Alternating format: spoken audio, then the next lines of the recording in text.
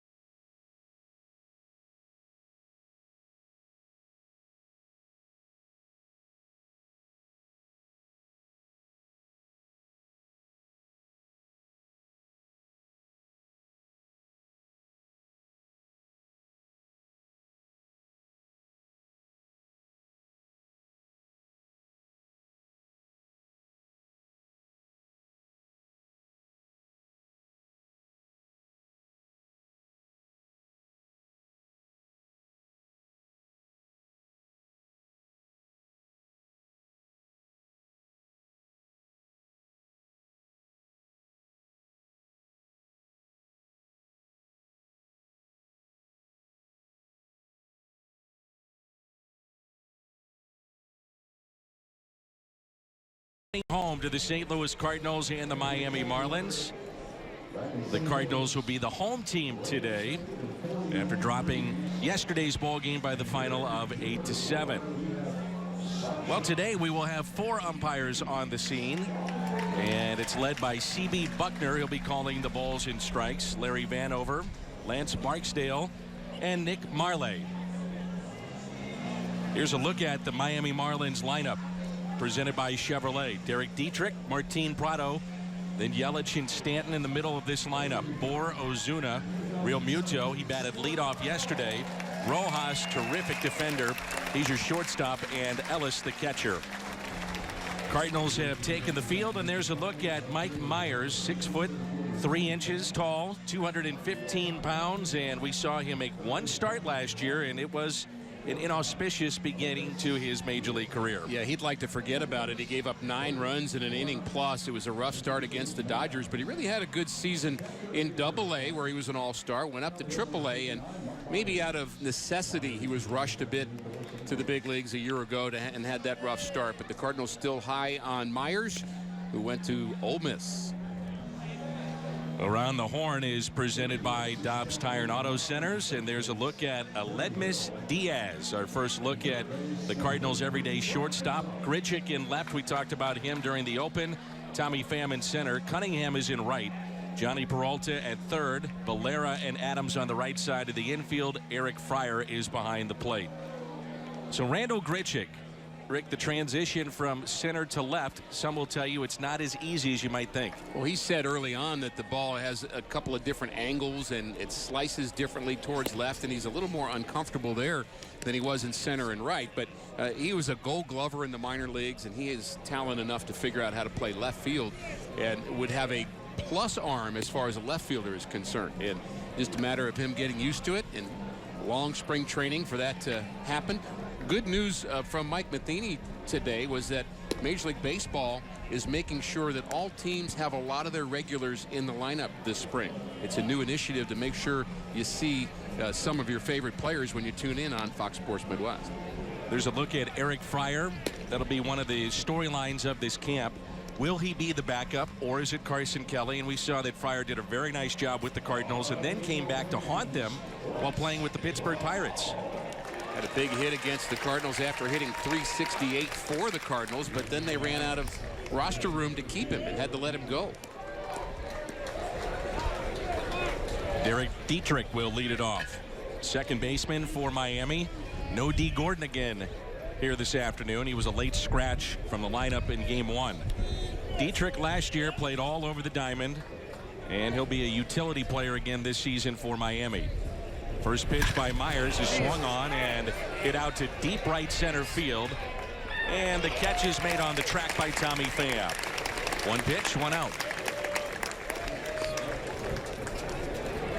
You mentioned yesterday that normally early in spring training the pitchers are ahead of the hitters, but we certainly didn't see that in game 1. A lot of hits here yesterday. 5 home runs, in fact, at a ballpark that normally is very difficult to hit home runs in. And both clubs really had a lot of good at-bats here yesterday.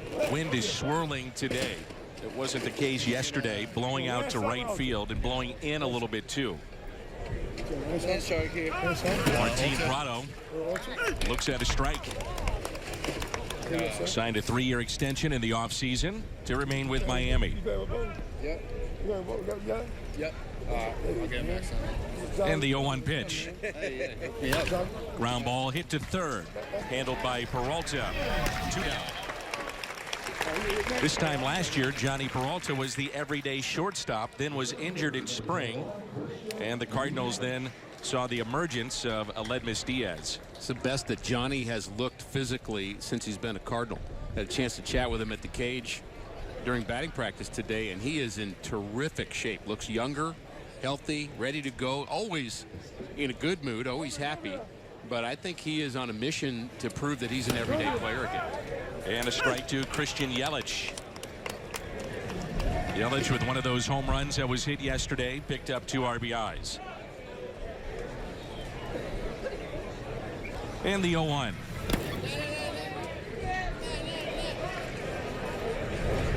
Peralta, by the way, a free agent to be. Finishing up his contract with the Cardinals this season. When healthy, he can hit. And very sure-handed in the infield. Take it back to yesterday, and a no-doubter off the bat of Christian Yelich, who hit 21 of these a season ago. That was off of Seung-Hwan Oh, who gave up 2 home runs. Well, Yelich is a part of a very good and still young outfield for the Marlins. They may be as solid in the outfield. I mean, I can't think of a National League team that has a better young outfield than the Marlins. And young, too. Yeah. And that's a trio that can stay together for quite some time. Yelich has a long-term deal. Marcell Ozuna was an all-star last year, and Giancarlo Stanton a 3-time all-star. And we know he's locked up, 13-year contract. There's a strikeout. The first of this ball game. Marlins go down in order. Good start for Mike Myers. Cardinals coming up in the home half of the first on Fox Sports Midwest.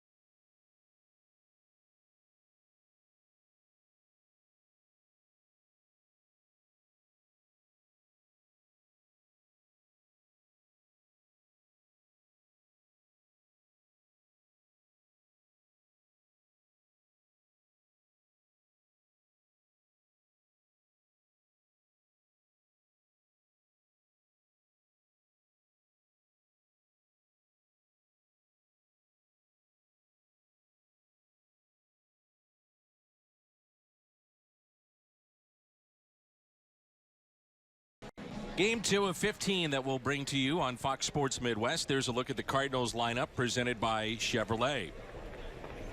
Valero will lead it off. And he is rated in the top 30 of Cardinals prospects by Baseball America. We know this man on the mound. That's Dan Straley last year with the Reds. Had 31 starts and appeared in 34 games. He's bounced around a bit. He's been with the A's and the Cubs, Houston, and last season with Cincinnati.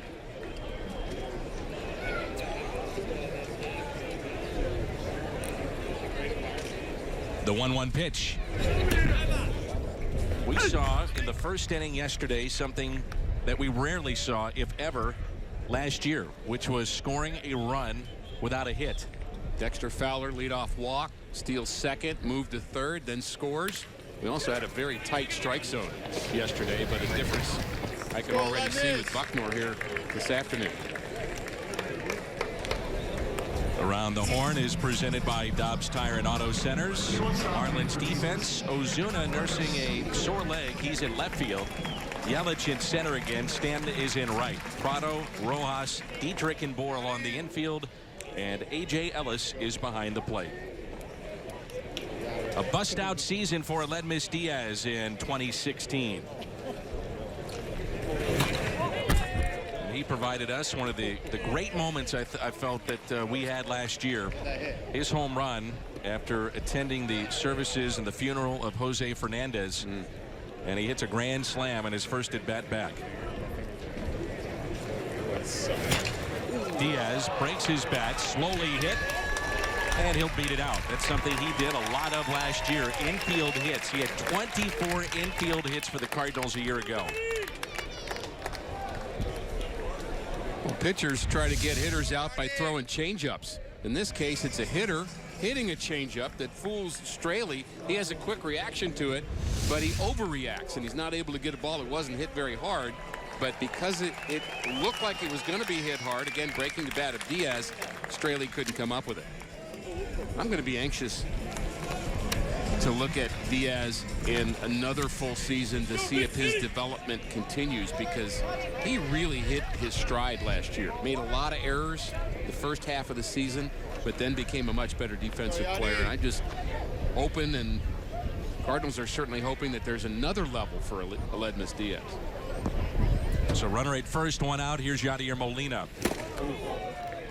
Molina turned 34 a year ago, started a career-high 142 games. That was 14 more than any other catcher in baseball.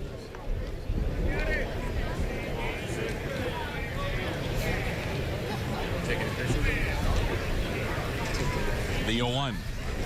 Breaking ball drops in, but a little bit high to Molina.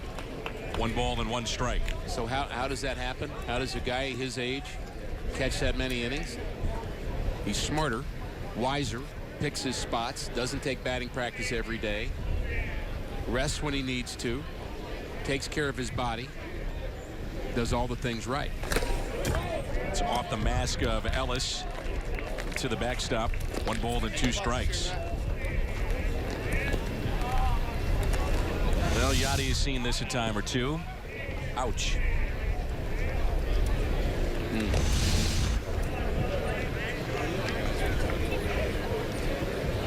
1-2 the count. Runner at first is Aledmys Diaz.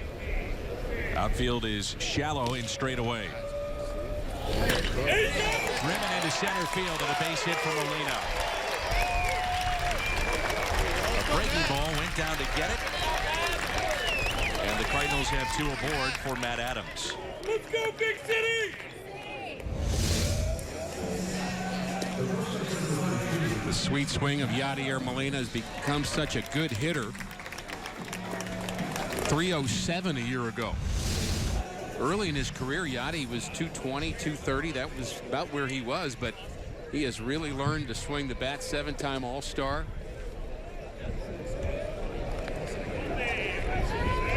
Many believe he's ticketed for the Hall of Fame if he keeps playing at this rate, stays healthy, as Diaz is back in safely.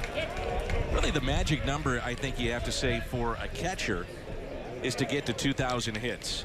You know, when you think about the Gold Gloves and, in Yadi's case, Platinum Gloves, and he's about 400 away from 2,000. Talked about the hands lower yesterday for Matt Adams. He was hitless in 3 plate appearances and pops that foul and out of play. If you're joining us for the first time this season, this is what we had. See on the left, hands much higher for Adams and now lower. Now he does get him back into a hitting position, but he does start them much lower. He's also very fit. His stance is a little more open, meaning his chest is a little bit more facing the pitcher. Some guys believe that helps him with vision. Remember Andres Galarraga? Don Baylor was the hitting coach of the Cardinals at the time and opened up his stance. He had never done that. And the second half with St. Louis, he was very, very good. 1 year with the Cardinals, and then he goes to Colorado, and obviously the thin air helped, but the stance. And he said he was able to, that hits Diaz, but he was able, because of what you're talking about, to move his head, both eyes facing the pitcher. Yeah, and the stance, you mentioned it, when you get to the point of contact, most hitters are at the same place anyway. And the question is, how do you get there? But if you have an open stance, it may help you visually, which is a big part of hitting. If you're not seeing the spin out of the hand, you're not seeing the, you're not picking up the velocity, you're not picking up the arm angle, then hitting's tough. Tough enough anyway. 1 ball, 1 strike. Adams pulls it foul to the new first base coach of the St. Louis Cardinals, Ali Marmol. Former minor leaguer, was released at the age of 23, and the Cardinals then put him right back in the system as a coach. They knew that he could manage at some point. Now here he is in the big leagues. Very, very gifted teacher. Talked to some folks about him today in the Cardinals development office, and they are so high on Ali Marmol as a long-term, big-time baseball guy. And of course, he's going to have to pay his dues and start where he is, but he knows the game, understands the game, communicates the game well. And at one point, he was the youngest manager in the minor leagues at the age of 25. He was at Johnson City and managing that club. 2-2. Just missed. Best thing I can say about Ali being around him, well, 2 things. Wonderful guy. I mean, that you really get a sense of a high character guy, but he has a presence. The good leaders always have that presence, and he certainly has it. Runners at first and second. Count has run full on Adams. Swing and a miss. For strikeout for Straley. And it brings in Peralta. Let's go, Randall. Let's turn to Rick's Toyota keys to the game. I think about the first key, just being able to get a look at Diaz, Peralta, and Grichuk for the first time. They're getting the cobwebs out. They're playing in their first game, but we also have some new Redbirds in the bullpen today. We're going to get a look at Brett Cecil, the left-hander that the Cardinals signed during the offseason, and the guy I can't wait to see throw, Sandy Alcantara.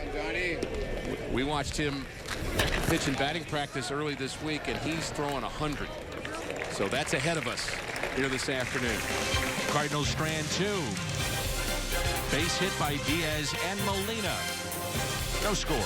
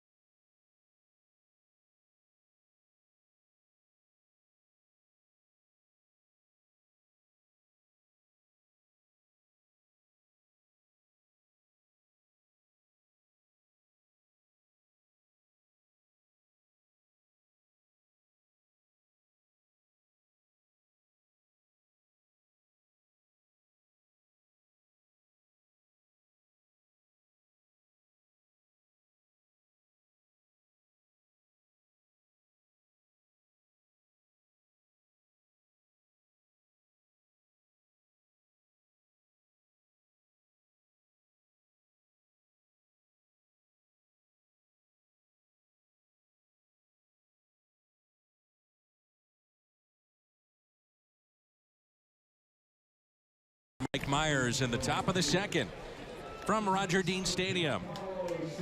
Cardinals baseball on Fox Sports Midwest. Last year the Marlins were second in the National League behind the Rockies in average as they hit 263, but the second fewest home runs hit, just 128. And a bunch of those coming from the bat of Giancarlo Stanton. He is out there fucking nuts. You been around him much, Rick? Stanton? I have not. I mean, he is a physical specimen. Yeah. Former football player that decided to dedicate his talent to baseball. Now entering year 3 of a 13-year, $325 million contract. Well, when you are around him, that's one thing is clear, is how big he is. And he's so athletic and so lean and strong, you might miss his overall size. You may be surprised by that. Boy, Marlins hate to see that, don't they? Right here. There was a couple of years ago that Stanton was hit by a pitch in Milwaukee in the cheek on the face, and that's why he wears that protective guard. Last year went down on August 13th as he had a groin injury, and he was on an 11-game stretch in which he had just gone on a tear and carried the team, and then the team went south after he went down.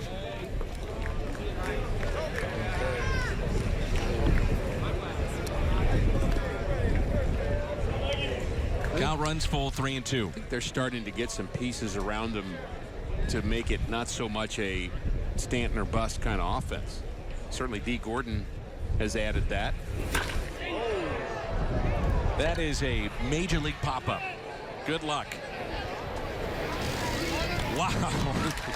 Grichuk had to come way in to make that catch. That gives you an idea about the wind blowing here at the ballpark today. That's the kind of fly ball usually guys will say, I got it, I got it. And I think if you're going to mic these guys up on that particular play, you probably hear him saying, I don't want it. I don't want it. I don't want it. You take it. Yeah, normally that's a shortstop ball right there. Right here. Ice cold beer hit. There you go. Here's Justin Bour. You know you're a big-time player when you hit a pop-up and it Don't forget the park. results in some oohs and ahs. Yeah. That's how good Stanton is. Nice applause. Yeah. Wow, did you see that pop-up? There you go. Thank you, folks. One thing that Mike Myers has been doing for the most part is getting ahead here early on. 1 ball, 1 strike.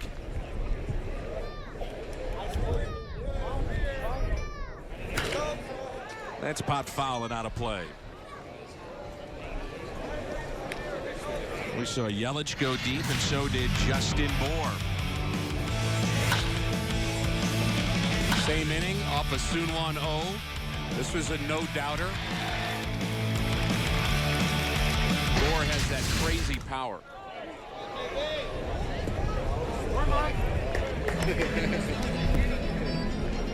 Very important spot in this lineup when you hit behind Stanton. And one of the issues that he has battled is facing left-handed pitching. To stay in that lineup every day. 1-2 pitch is popped up. They had a shift on, so a long way to go for Peralta. And that's out of play. Bour makes me think a little bit of Matt Adams as the kind of hitter that you don't want to give up on because you're just not sure how high the ceiling might be. Bour could be a guy that spirals badly and strikes out a lot and isn't an impact guy. Or he could hit 35 home runs. And I think you could say the same thing about Matt Adams. Here's a 1-2 again. Chopped foul. You don't give up on power hitters. You don't give up on pitchers that throw 100. Pretty good rule of thumb. Well, you mentioned it going to break. Sandy Alcantara. We're going to have a chance to watch him, and you wouldn't realize with his body frame that he's pumping 100. He's a lanky guy, very thin, but boy, he can sling it. Almost a year and a month. And he's the kind of guy, and this is why I love doing spring training games. You get a look at him now, but he'll be up at some point this year, more than likely, and can help the team.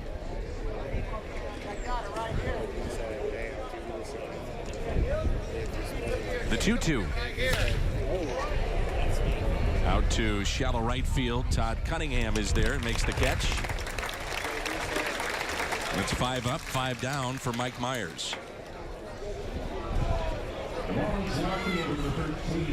think this is more the way Myers wanted it to go when he faced the Los Angeles Dodgers on the 24th of July last year, and it was a nightmare for him. But he's not an overpowering guy, moves the ball around, changes speeds, kind of classic starting pitcher repertoire, but it just was not working for him that day. You just hated to see it. And part of the reason you bring up a guy like him is you're starved for arms. You need help, right? So you bring him up and he's having a bad day. You don't want to go to your bullpen right away because you're stuck. But really tough to watch him go through that. Ozuna with a fly ball into center. Pham leaps and got it. Tommy Pham, nice play in center field. We'll see Randall Grichuk for the first time when we come back.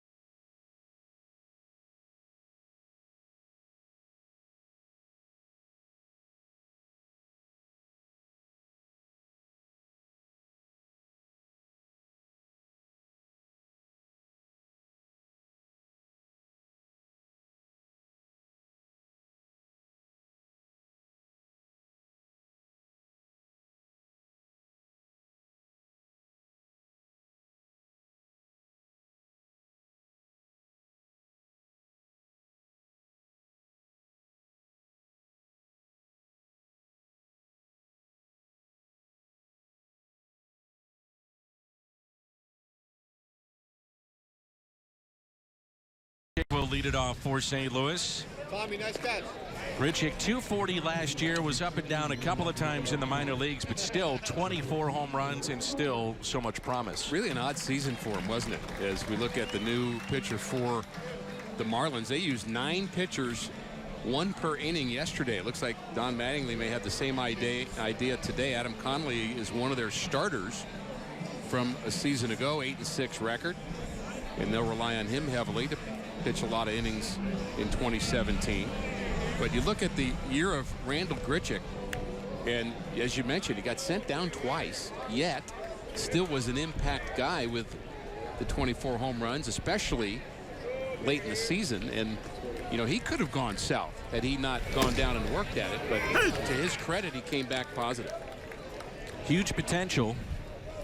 41 home runs combined the past 2 years. Last year, over 50% of his hits went for extra bases.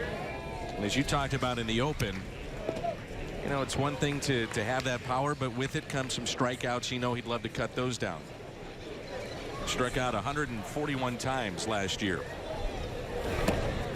Thinking about raw power potential in terms of distance, I'm only thinking of one player at the moment in the National League with more raw power potential than Randal Grichuk, and he's on that Marlins.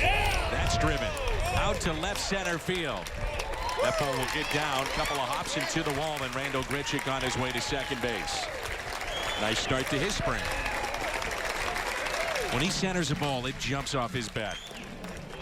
And I'm not talking so much about number of home runs. I'm talking distance. He has such an incredibly quick bat and strong forearms. Very much into lifting weights and being fit. But he hasn't lost his bat speed. He just jumped on that delivery. Tommy Pham with a very good play in center field moments ago on a ball that was almost out of here.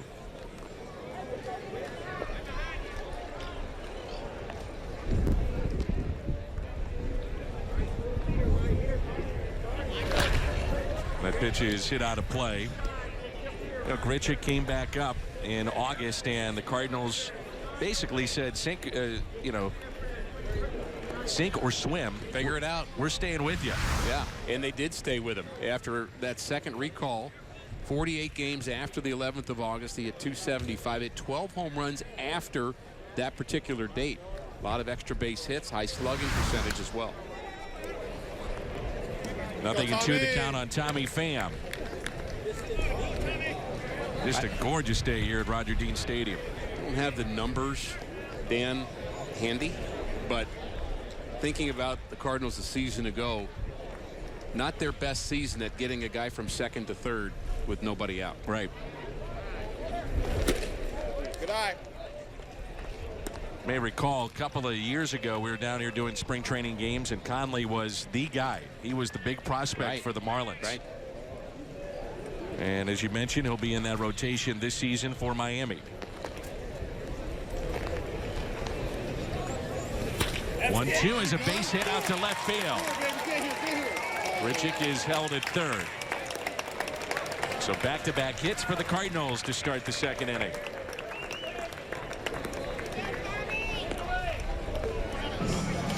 One thing about that Cardinal team from a year ago, all the home runs well documented. We talked about it some yesterday. It's hard to really be thinking about moving a runner over when you've got a guy that you're more interested in hitting it over the fence and driving in too. And I think that's part of the way the offense was constructed a year ago. I think the Cardinals looking for a little more balance this year. Dexter Fowler, I think, will add to that. There's Todd Cunningham.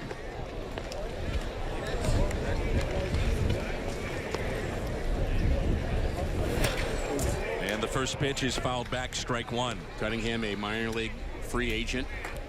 A little bit of experience at the big league level with Los Angeles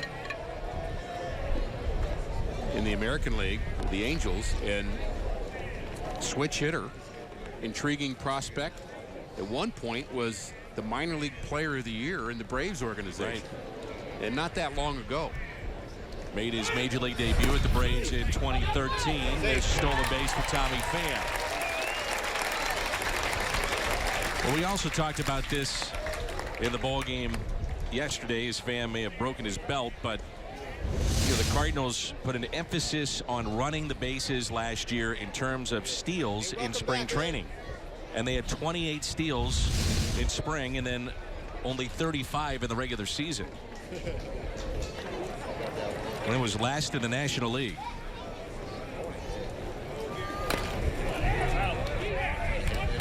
I think that goes along with the comment about it being a power-driven offense. You're just waiting for the home run. You weren't thinking about stealing bases, moving them over. And again, you'd like to have balance. You'd like to have both. Home run certainly is a good thing to have. But if you're waiting for the home run the whole time and it doesn't happen, there's no plan B. Jonathan Broxton is throwing in the Cardinals pen. No balls and 2 strikes on Cunningham. Eric Fryer is on deck. A fastball that's taken high.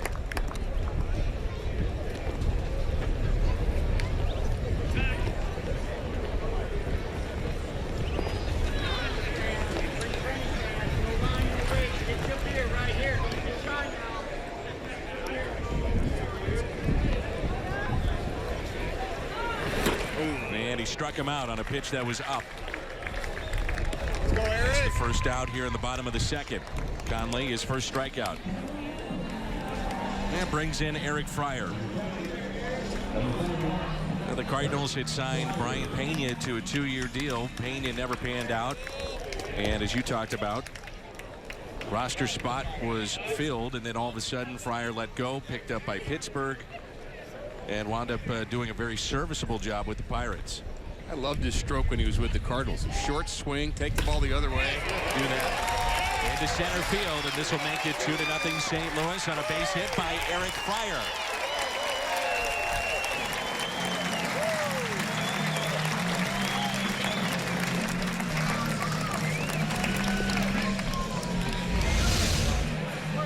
There's the short swing we talked about, just back to the ball. Not a lot of movement, not a lot of expectation for power. Put the ball in play, good things happen.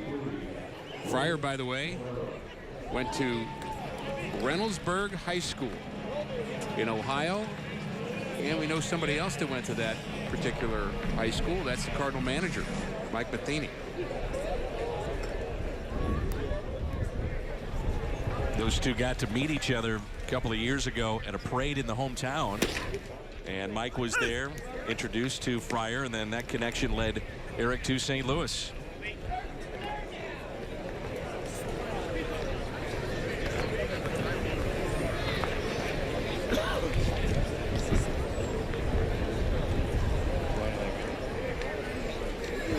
That pitch taken high. 1 ball and 1 strike. Valera, switch hitter, second baseman. Intriguing player. Yep. Valera was the MVP of the Venezuelan Winter League. And you say, well, big deal. Well, go watch them play. They know how to play in Venezuela. Their Winter League is extraordinarily good. Big league players will play. I mean, they're the best prospects. And he hit over 350 there. 300 career minor league hitter. And Valera is just 25. Good defensive player. Hits from both the left and the right side. So he's an intriguing prospect to me. Here's a 2-1 pitch. Chopped foul. And I always like the guys that when they get called up, they do better. That doesn't always happen, obviously. He got called up to AAA last year and hit 341 right in the last 71 games. So he rose to the challenge and kept getting better. Ledmus Diaz is on deck. 2 balls and 2 strikes. A check on Fryer. A double by Grichuk. Base hit by Pham. He stole second. Cunningham struck out, and Eric Fryer with a base hit into center to score 2. Quick move, and Fryer is back. Get a look at some of these players right now. You're not going to see them for quite some time, depending on how long their team stays in the WBC, the World Baseball Classic, and the Cardinals have a number of players heading out next week.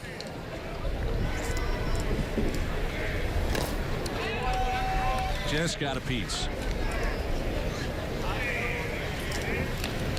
Only the Tigers with more players selected to play in the World Baseball Classic than the Cardinals. And we're going to see one of the USA team members, Brett Cecil. We'll see him this afternoon. Yadier Molina, Cecil, just some of the names that are headed to play for their various countries. Matt Carpenter. That's right.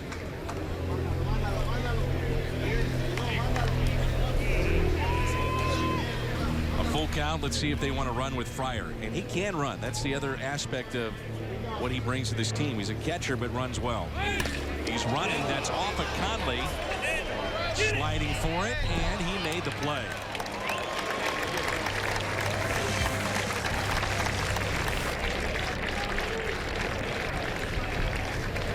And Justin Bohr is checking on Conley, but no one from the Marlins dugout has popped out.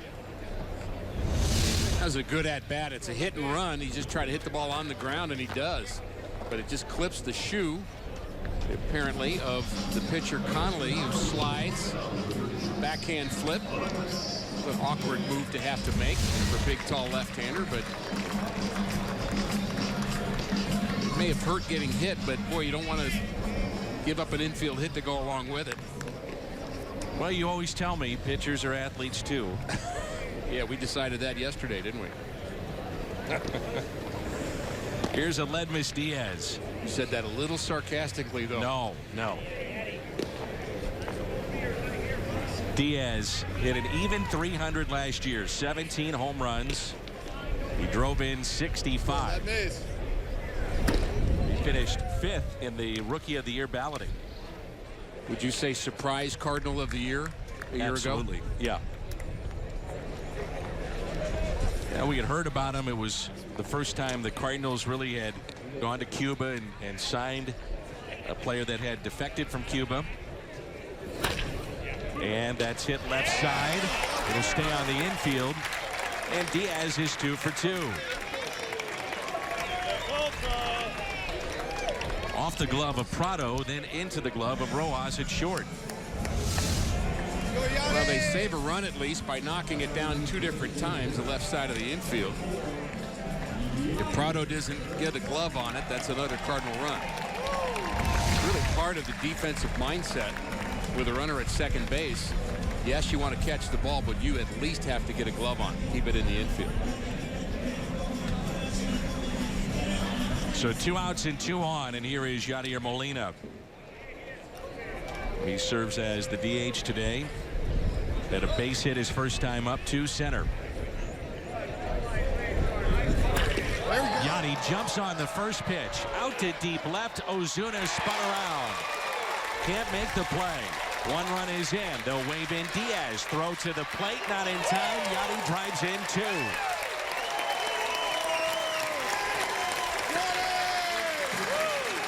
I'm not sure why anybody would throw Molina a strike on the first pitch. He's so aggressive early in counts. All over that first pitch. Loves to swing at the first pitch. Another example of it. Belt high fastball out over the plate. And Ozuna did not take a very good route on that ball. Circled it a bit. Again, the wind is circling too, so he's struggling with that a bit. But that ball was smoked by Yadi. Come on, Matt. Here's Adams, who struck out his first time up.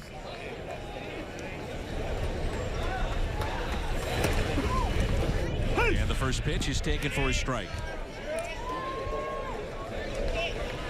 The talk for so long with Adams too was about facing left-handed pitching, so this is a good test for him. It is.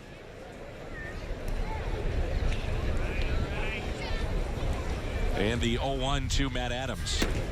He's also getting tested, and it's so early, but that's part of the point I'm getting ready to make. 3 out of his first 4 at-bats he struck out. The test will be, do you stay with your new style of hitting and get comfortable with it before making drastic changes again? I think that's going to be important for him.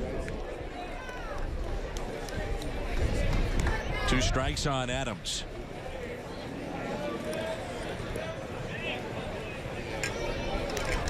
Matt last year one of the best pinch hitters on the club, finished up at 249, 16 home runs, and drove in 54. 2-2 the count. Molina at second base, 4-0 St. Louis here in the bottom of the second.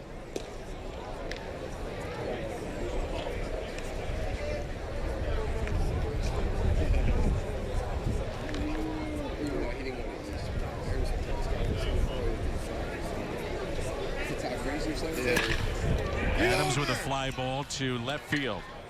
Ozuna that time makes the catch. Cardinals pick up 4 runs. Eric Fryer with a base hit that scored Grichuk and Pham. Then it was Yadi's turn. He's 2 for 2 today. Pair of RBIs. After 2, 4-0 St. Louis.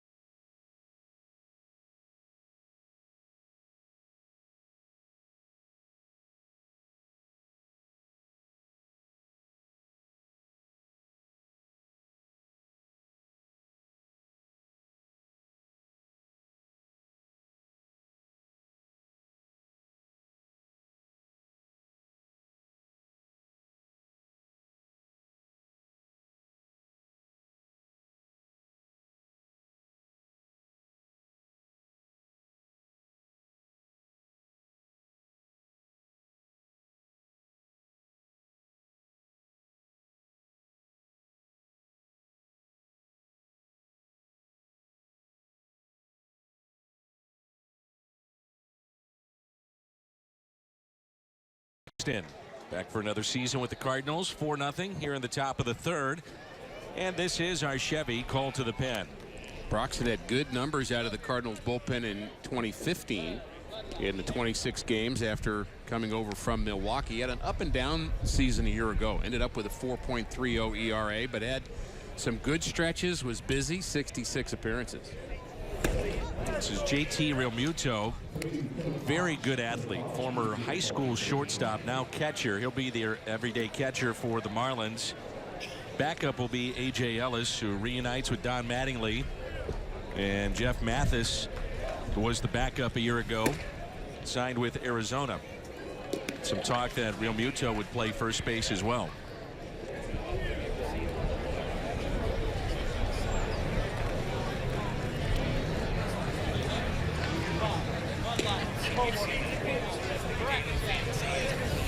Broxton had some moments a year ago where he was throwing 90-91, and then a couple appearances later you look up and it's 96. He had a lot of variance. Mike Matheny saying before the game today that he's really going to work on getting true answers from his relievers about how they feel on a given day. Point being that if you ask them, are you ready, they'll always say yes. And you have to get maybe a deeper answer of, yes, you're ready, but maybe you don't feel 100%. He's trying to get that next level from some of the relievers, and they're having some conversations about that, about how to do that. 3-1 is pounded on the ground. Nice play. Peralta on the backhand. The big league play right there. Yes, it is. All smiles. Johnny indeed a big leaguer. Soft hands. That's how he catches this. On the backhand. Very smooth. Well, that play looked tough, but it was even tougher than that to execute. One out, and here is Miguel Rojas. Very good defender for Miami. Plays all over the infield. And the first pitch is taken high.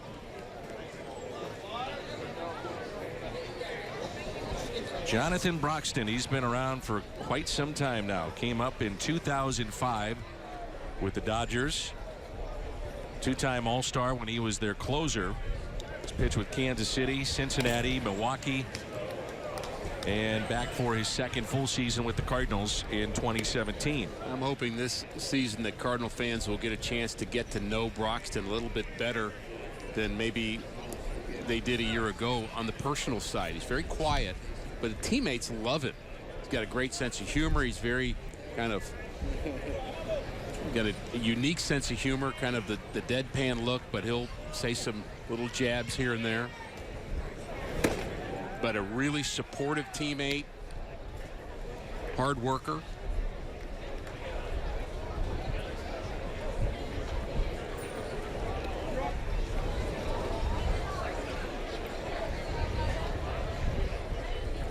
Two balls and one strike.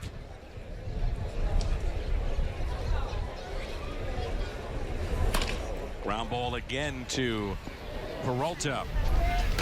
2 away. The 2017 season features great giveaways all season long, including 6 jersey giveaways, like the Blues batting practice jersey and a Kelly Green Cardinals jersey. Tickets to all the jersey giveaway games can be had with the 10-game jersey pack or buy them as a single game ticket. On sale now at Cardinals.com.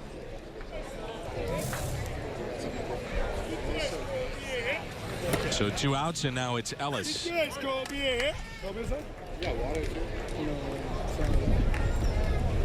Talked a little bit about it yesterday, the controversial deal that brought Ellis to the Phillies, and he was the personal catcher for Clayton Kershaw for a number of seasons with the Dodgers.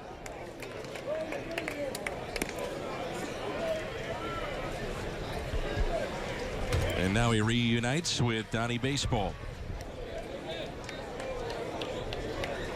That personal catcher job is a good job to have, isn't it? I'd say. I've always thought that about Tim McCarver, who was one of our teammates on Fox Sports Midwest, that's almost maybe the wrong way to talk about Tim McCarver. He was a great player, really good player, but we talk about him often. Well, he was McCarver's personal, or Carlton's personal catcher, and Gibson, but no, he was an all-star. He was a lot more than that. Oh, exactly. Now, maybe at the end of his career, extended it a bit, which if you're a catcher and you can do that, why not? But really, you need to go back.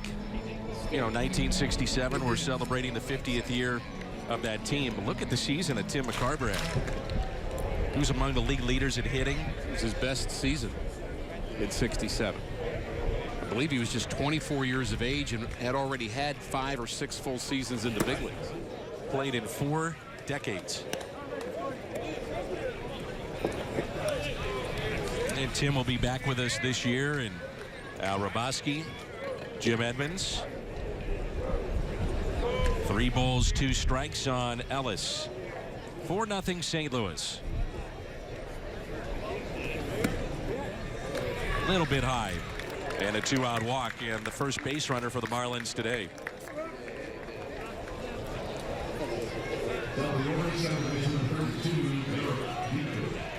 Back to the top of the lineup, and Derek Dietrich. Don Mattingly is back at the helm of the Marlins. They finished up 79 and 82 last year. So they improved by 8 games from the year before. Talk about great players. Don Mattingly, one of the great players that does not maybe get enough credit. He lives in Evansville, Indiana, and puts on a big fundraiser every year in Evansville, and has asked a lot of the Cardinals and former players from St. Louis to make that trip, and there's a couple of fundraisers there. Good guy. Let's go, Some would say one of the best defensive first basemen in the history of the game. heard his name mentioned, but of course Keith Hernandez was outstanding defensively, Cardinal and Met player, but Mattingly was so smooth around the bag and had a beautiful swing.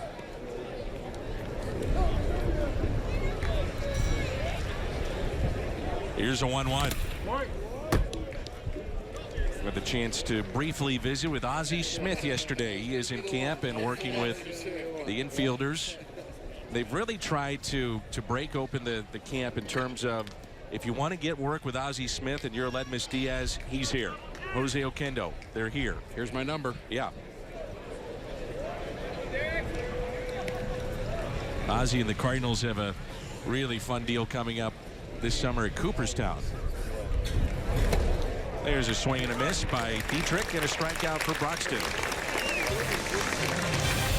Coming up, Johnny Peralta, Randall Grichuk, Tommy Pham. 4-0 St. Louis.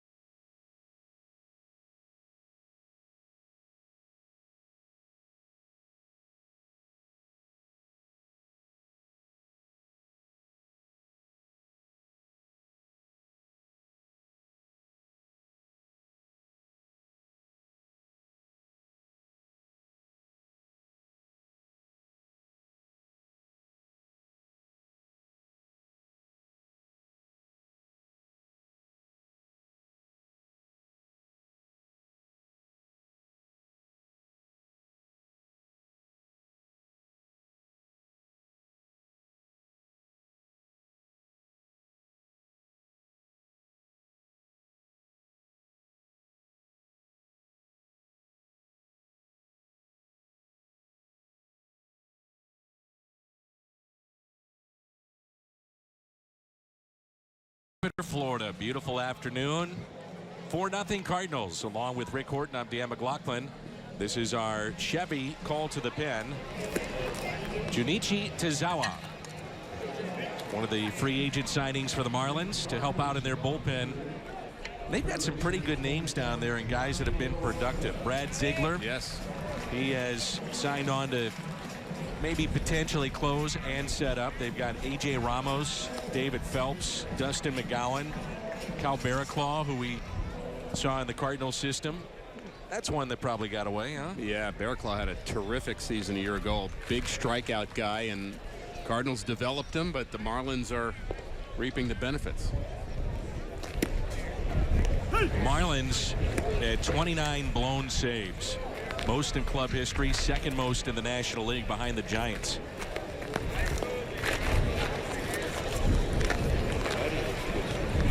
This is Johnny Peralta at the plate. He'll be the everyday third baseman, more than likely.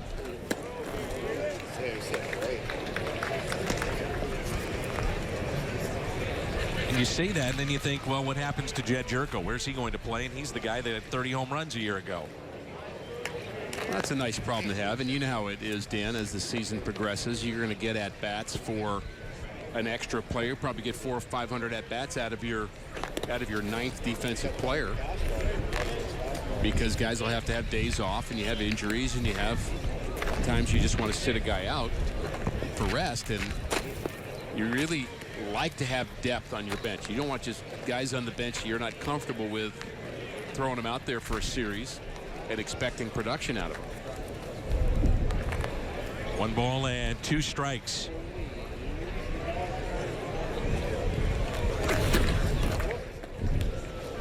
Peralta hit into a fielder's choice his first time up. Yeah.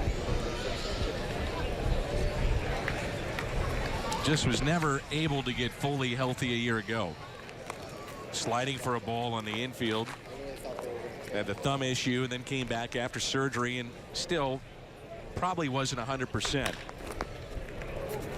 Tough play at third. It's Martin Prado over there. And Peralta is retired. Some good, smooth defensive plays in this game already. Prado comes up with this one. Peralta had one on the backhand. And that's how you do it on the forehand by Prado. Well, you mentioned Ozzie Smith, Dan, last inning, and defense certainly a premium part of the conversation here in spring training about improving on the defense from a year ago. Part of that mix is Grichuk going to left field. Fowler playing center. First pitch to Randall. He's taken for a ball. He doubled and scored back in a 4-run second inning.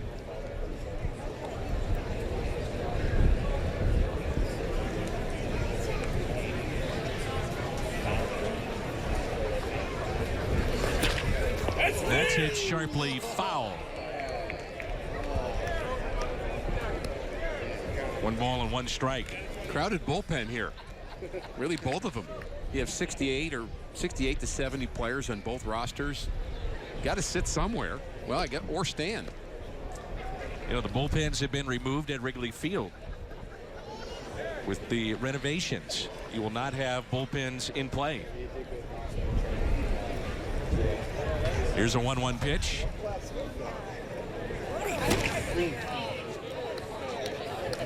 Speaking of Ozzie Smith, he has an incredible experience coming up. We always talk about the fantasy camp. Well, this year they're taking the fantasy camp to Cooperstown. Taking it on the road. Yeah. Only a few spots left for that. Fantasy camp at Cardinals.com. But you get a private tour of Cooperstown with Ozzie and play at that complex. That's fouled back.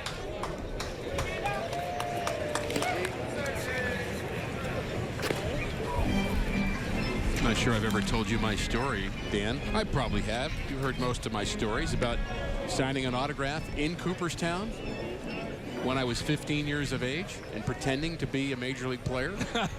There were other players touring Cooperstown, and I was getting right? I had Willie Mays' autograph.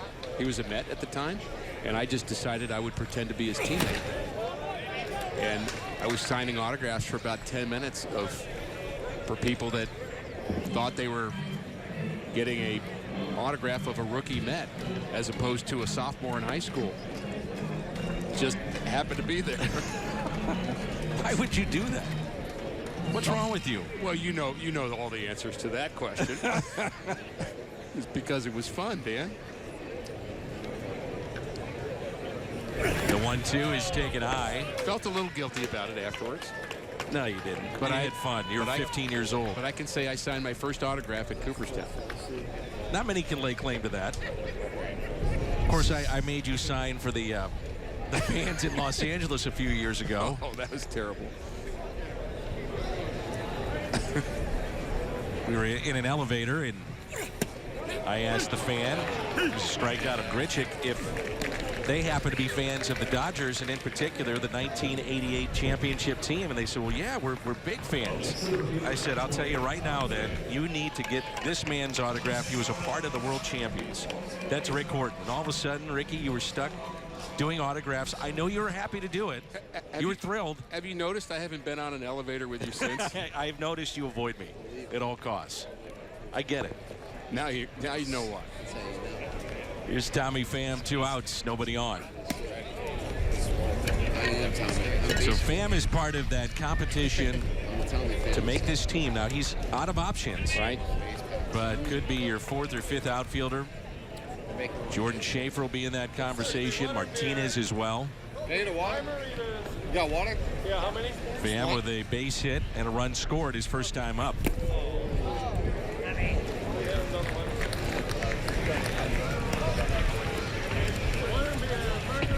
One ball and 1 strike. So what's What's on the schedule for you tomorrow? On the backfields, you're going to go check out some of the younger players? Well, the minor leaguers won't be here yet. The step camp. Yeah, the step camp will be. And I'm anxious to connect with those guys and the development people in the organization I have great respect for. The minor league players, the pitchers and the hitters, they'll show up about the 6th or 7th of March. So that seems a bit late for me, frankly. I usually expect them around the 1st, but they get here 6th or 7th. Their spring training, of course, shorter, but when they get here, there's a couple of hundred of them, Dan. And it's a lot of work to do quickly to establish who goes where in the minor league system. The complex here is set up, too, to where the minor leaguers will mingle with the major leaguers, and that's a good thing, you know, for those young players to see how it happens for a big leaguer in many ways. 3-1 pitch to Tommy Pham. And it's a 2-out walk. There you go. Go, Tommy. I was thinking about that years ago, Dan, and realizing that this is hard to believe that it was 1998 when the Cardinals moved here to Jupiter. It's been a long time now, what, 19 years of being in Jupiter, but 52 years in St. Petersburg, Florida. Began training there in 1946 all the way through 1997, and that was a different setup. The minor league complex was miles away from Al Lang Stadium where the big leaguers were, so you did not have that mingling. You did not have that connection. It was really disjointed just because of the facility, but I do like the way it's all in one here, and you get a chance to be very close to that big league field, and I think it helps establish that dream. There's a 1-0 pitch to Cunningham. Struck out his first time up.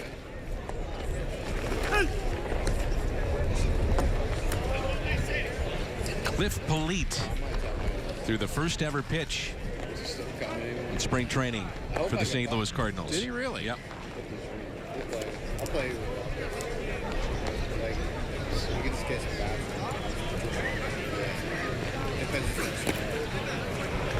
Cliff loves to participate in the fantasy camp we talked about earlier, and dozens of former Cardinals. Had some new ones this year. Woody Williams. Oh, really? Good to see him. He's coaching college baseball in Texas. In Texas. Yeah. What a trade that wound up being for the Cardinals. One that flew under the radar as he came from San Diego and really changed the fortunes of that club and then stayed on. As Cunningham swings and misses. Do the Cardinals strand a runner? St. Louis on top. Spring training baseball on Fox Sports Midwest.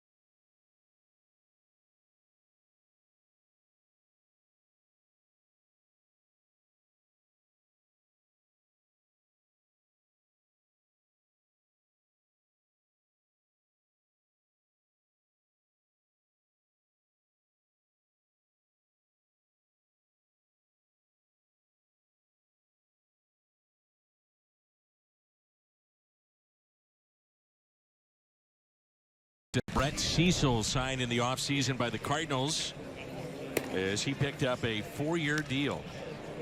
And he's a former first-round pick. And this is his first organization other than the Blue Jays, and he was a good one in Toronto. Well, he's always been good against left-handed hitters, and look at some of his ranks among left-handed relievers since 2013. He has been in a lot of games. ERA under 3. Last year did not have good numbers. He was 1-7 last year with a good team, which you'd say, wow, that's a nice contract for a guy that was 1-7 with a good team. But his numbers were better than that in terms of batting average against, and again can be very tough on lefties.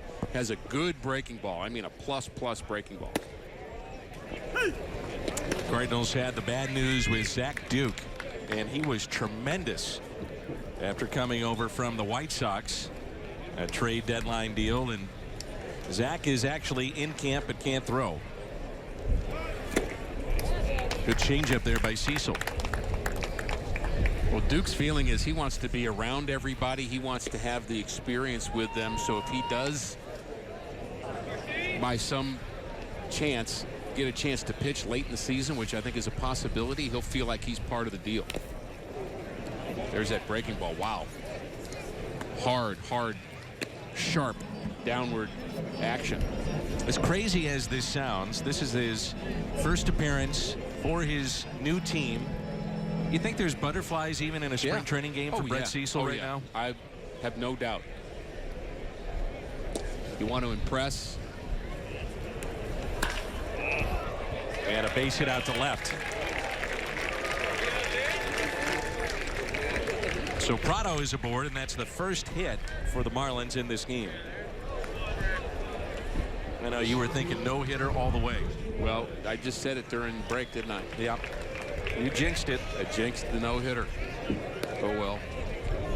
So this is the kind of matchup, though, that you'd be accustomed to maybe seeing in the regular season. Yelich against Cecil. Cecil early in his career was a starter with Toronto when he was young, and I think they felt that he had enough stuff to get lefties and righties out. They turned him into a reliever, and certainly been one of the top ones in baseball from the left side since then. But I wouldn't discount him being a guy that could go multiple innings out of the bullpen.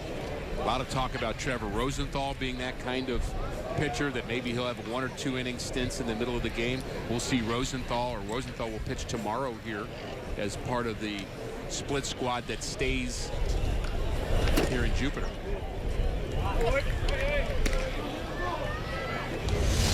Bit of a herky-jerky delivery, kind of a 2-part motion. Slings it a bit. Got the changeup grip in his hand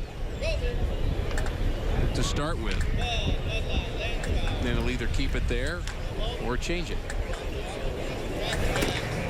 Split squad in February, which means everybody's playing. Yeah. From a manager's perspective, I think at least this early in spring, you get worried about covering innings. That's the bigger part. You don't worry about having enough players, because there are enough players that you can split up, and of course you don't have minor league players here to augment it, but you want to get at bats for guys early, and that's a good thing. Let them play five innings, and you've got enough for four full squads, really. But pitching only because they can't go deep. 3-1 pitch and a base hit into right.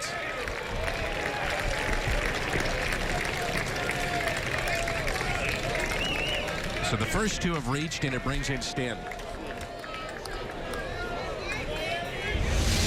Well, here's the lefty-lefty thing we were talking about, down and in.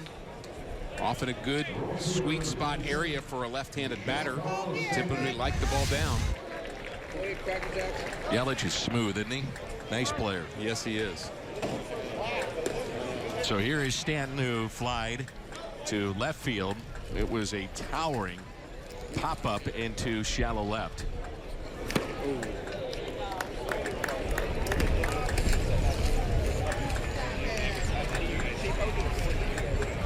Yes, she did. Did you say that pop-up, he might have hit that ball 400 feet? Yeah. Seriously. I think so.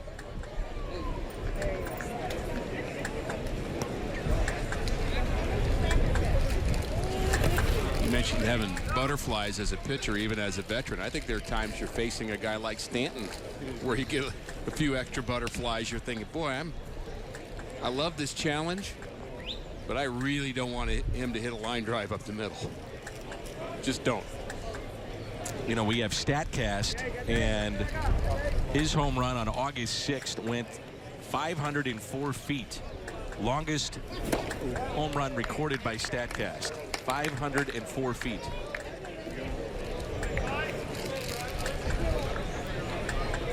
One ball and 2 strikes.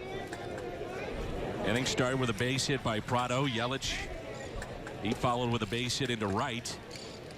And now the 1-2. Struck him out.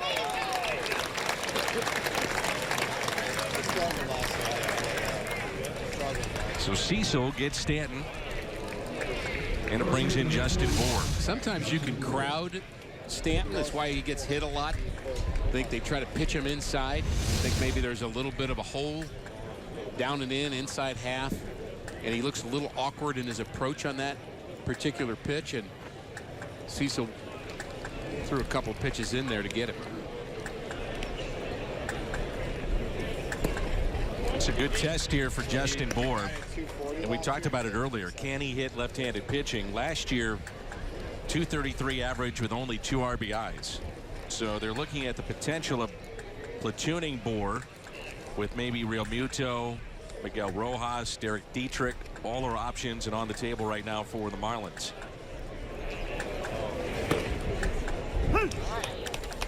One ball, 1 strike.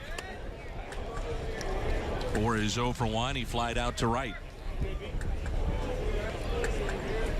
There's also a learning curve for the pitcher when he comes to a new team. The catchers have to learn what you do well.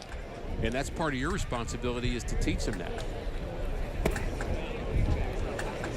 You know, where do you want to go first pitch? Where do you want to go when you're behind? Where do you want to go when you're ahead? How do you like to finish off lefties? How do you like to finish off righties? All those things are your answers, your comfort zone, and you have to get your catchers up to speed with that. And if you're in spring training, that's about 10 catchers that you have to get up to speed. And the catchers have about 30 pitchers they have to learn. That's a nasty pitch right there. Bour could not hold up. 2-2 the count. This is so sharp. Downward break.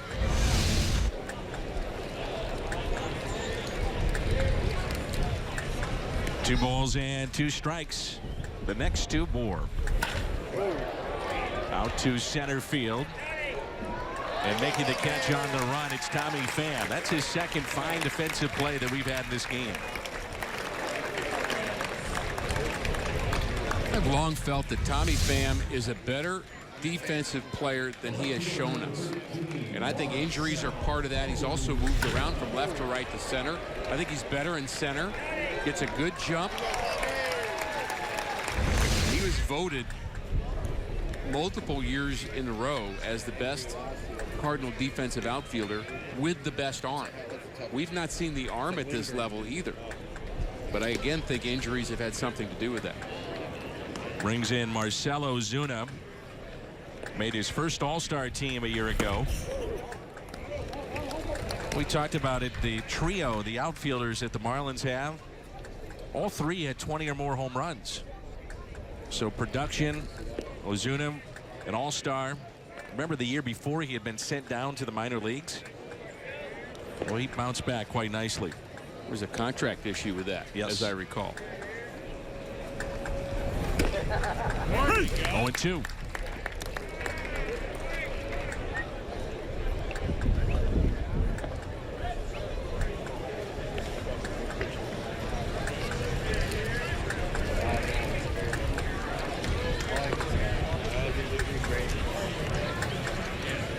Runners at first and second. No balls, 2 strikes. And now time is called. I think I just heard a 100-mile-an-hour fastball at the Cardinal bullpen. Sandy's throwing, huh? Caught my attention.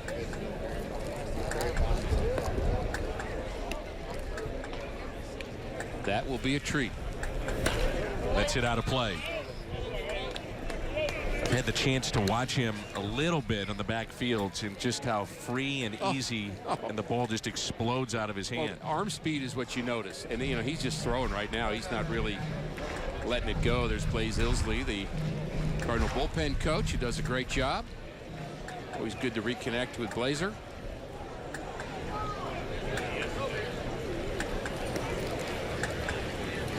And the 0-2 struck him out. So after back-to-back singles, Brett Cecil in his Cardinal debut gets the 3 outs right in a row and no damage done. An all-star a year ago. First onto the scene, Aledmys Diaz. He's due up when we come back.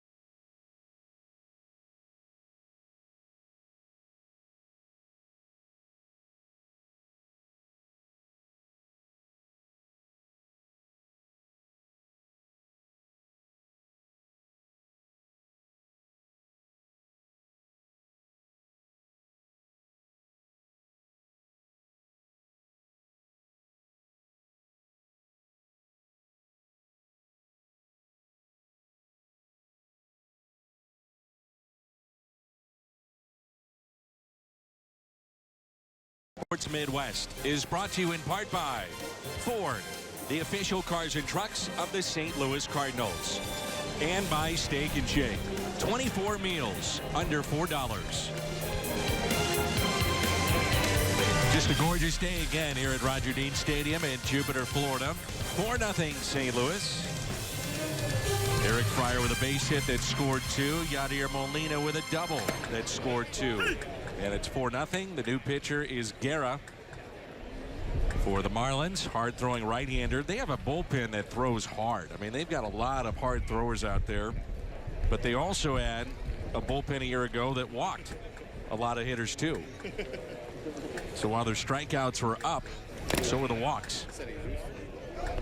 Well, one thing's for sure, Dan, we're going to see every one of their pitchers in the first 2 games of this spring training season. They're going 1 inning at a time. Guerra already pitcher number 4 today. He's had a resurgence in his career. Here's an 0-2 pitch to Eric Fryer. Very well could be your backup catcher this season for the Cardinals.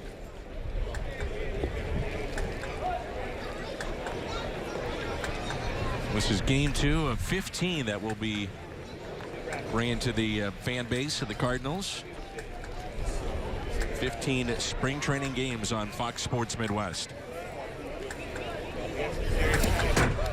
We actually have a couple games where you'll be working with Dick Bremer, I believe, for the Minnesota Twins. Is that right? Had a chance to do that before with Dick, and try to keep them from showing me the World Series championship ring from 1987. And I can understand that's that. Something we do have conversation about. In fact, Bert Blyleven, one of the times we did it with the Twins crew, Bert was there as well, had his ring. Pains you, doesn't it? Yeah, a little bit. Yeah, stings. But we're celebrating 30 years of that particular series. Fryer with a fly ball into left center, and it's dropped. Yelich couldn't come up with it. Fryer was hustling all the way, and he's headed to third and in there safely. Give him credit for hustling. 100%. Thinking exactly the same thing. You got a Gold Glove outfielder who everybody thinks is going to catch this ball, but guess what? He doesn't. Swirling wind results in a 3-base error, but it would have been a 2-base error had Fryer took it for granted that he was going to make that play. And he does run well. You mentioned earlier, it's not just hustle, he also has speed for a catcher. The top of the lineup, and Valera. Ledmus Diaz is on deck. The corners are in with a runner at third base. So take a look. This is your backup catcher, and the Cardinals last year we saw he'll give you everything he's got. Never takes a play off, but he can run and runs well. There was a lot of want to in that at bat. Yeah. That's popped foul and out of play. The moment it appears to be scored as a triple, but it is spring training, so it's early. So the official scorekeeper's in spring training mode too. Apparently. Eric Fryer's happy.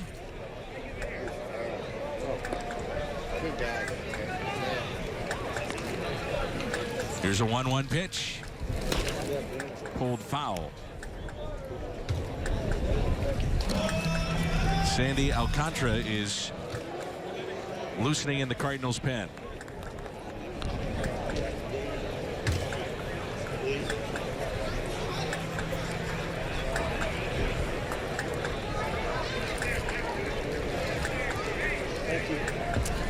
Sandy is listed at 6'4", 170.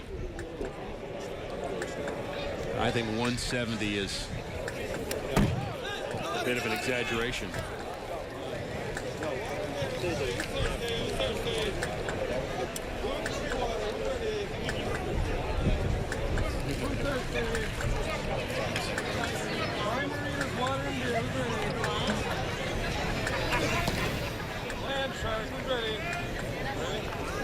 Bright future ahead for that young man from the Dominican Republic. Signed for $125,000 at the age of 17 by the Cardinals. He has hit 102 on the gun. That's been the highest registered fastball that he's thrown, but consistently hitting 100. You know, John Mozeliak, the Cardinals GM, told me, I guess it was about this time last year, he said, you know, you may not see these guys in spring training, but we have 3, 4, maybe 5 that are hitting 100 routinely. He said it's just incredible how hard these young kids are starting to throw. And that was one of them right there. Look what I found. Guerra makes a nice play and gets the out. Saved a run, too. Well, that's a good at-bat by Valera. It doesn't end up with results. In fact, that's 2 at-bats in a row where he's hit the ball off the pitcher. This time that would have gone into center field if Guerra hadn't gotten a glove on it. So Valera hustles down the line as well. My take on Valera after watching him, he's 0 for 3 in this game, but I like him.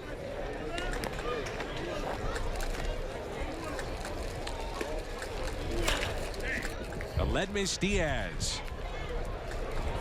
Fryer will tag. He's got an arm. Catch is made. Throw to the plate.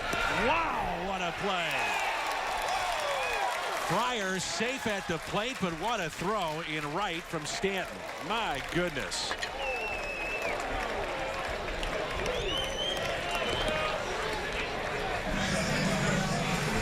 Don't you love watching that? Gets behind the ball pretty well. Strong throw on the fly, right on the money. But Fryer, who is on third and not second, is able to score because of his hustle. We talk about the Cardinals needing to be aggressive on the bases. It's not just stealing. It's extra bases. It's coming out of the box thinking 3 instead of 2. All those things can add up to runs, and it just did there. Love seeing a guy throw. You know, those power arms and right. You don't see him all that much, it seems like, in today's day and age of baseball. I mean, to me, when watching Dave Parker throw. Dave Parker, Ellis Valentine, Andy Van Slyke, Mark Whitten. Jack Clark had a great arm when he was young, playing in the outfield for the Giants.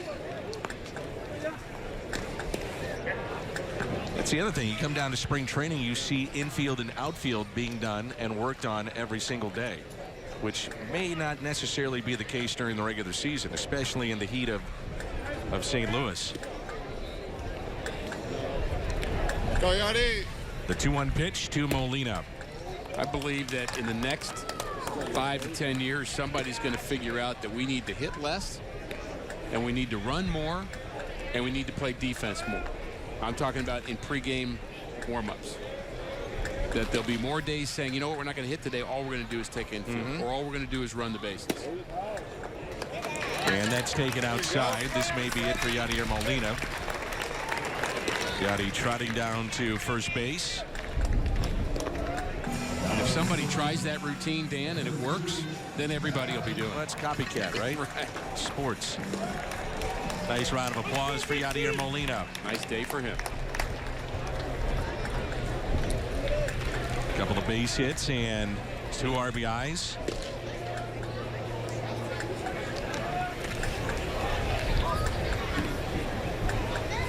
Here is Matt Adams. That's Andrew Kisner, one of the Cardinals' extra catchers here in spring training. He's pinch running for Yadi. Adams was one of the top pinch hitters in baseball a year ago. We talked a lot about how he has redistributed some of that weight that he's had, and he's come in great condition, and credits Pilates for a lot of that. Worked out a couple of times every day, changed his eating habits, and has put himself in a nice position. 1 ball and 1 strike. And we talk so much about the defense of the Cardinals, and fans will ask, well, what about Jose Oquendo? Oquendo is going to stay in the organization, but he's going to work here in Florida with a lot of the young players and instruct here, so he will not be with the big league club.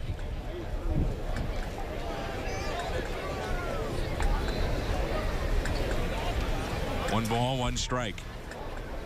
I would imagine, and you're very close to Jose, your former teammate, it had to be extremely frustrating for him to sit back, watch on TV, and know down here because of his knees and going through rehab that he couldn't have an effect with the big club. Well, anybody who's been through rehab knows how that can be frustrating enough. I mean, you got to deal with, can't walk up and down stairs. You got to do the exercises that hurt, and I mean, it's difficult when you have that kind of knee surgery that he had just to come back, period. But to realize that you weren't able to do what you love to do and have been doing since you were, in Jose's case, 16 years of age, coming to spring training, being a part of it, staying with a team. Now you're disconnected. That's the first time he has not been connected to a team since he was 16. Right. What a great teacher he is. 1 ball and 2 strikes on Adams. And he strikes out.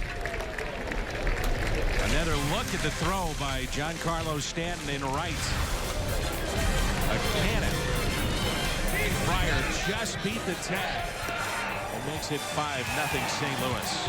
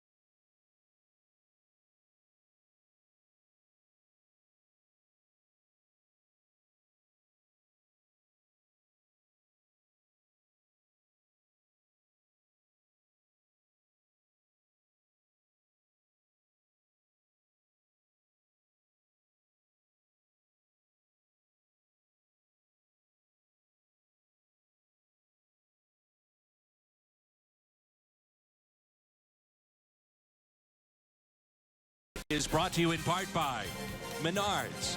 Save big money at Menards on all your home improvement needs. And by the Chevy Silverado, the new face of strong. Chevrolet. Find new roads at your local Mid-America Chevy dealer. Gorgeous day here at Roger Dean Stadium in Jupiter. It's our Chevy call to the pen. Sandy Alcantara. Our first look at this big right-hander, big arm, routinely hitting 100 miles an hour last year as he was called up to Palm Beach. 150 plus strikeouts a year ago. Well over 10 strikeouts per 9 innings. Made 17 starts with Peoria, the Midwest League, and had 119 strikeouts. Then he goes to Palm Beach, made 6 starts, and struck out 34.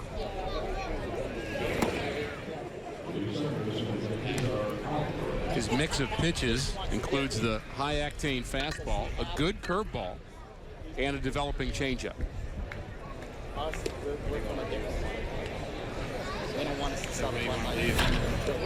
Right back up the middle. Mishandled and a base hit. Real Muto is aboard.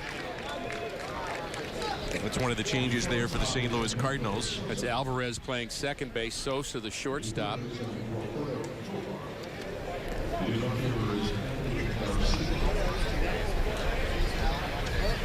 And that'll be it for Real Muto.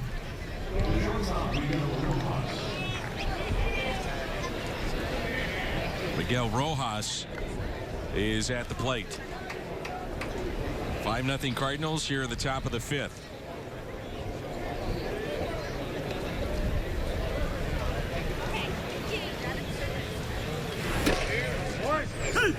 Free and easy, Rick. Oh. Well, that's what you look for in a young pitcher. That's what the scouts just salivate over, when a guy can throw hard without trying to.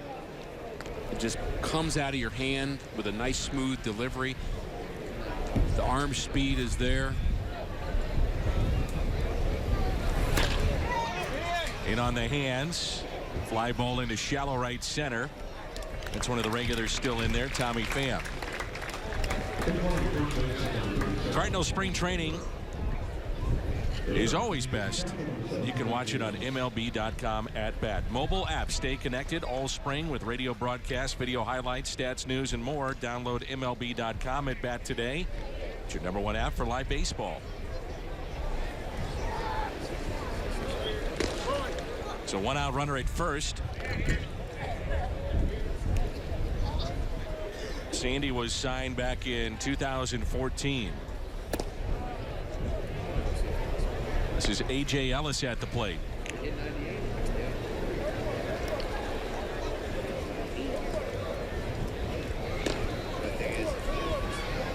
He's got a very compact delivery, too. Very similar to Alex Reyes. Yeah, there's nothing complicated about it. Very smooth. And the ball just jumping out of his hand. He's over the top. He's not slinging it downhill. And he's got a lot of downhill to work with, being as tall as he is. And he's going to develop that frame, too. He'll get bigger. He'll fill out. Absolutely.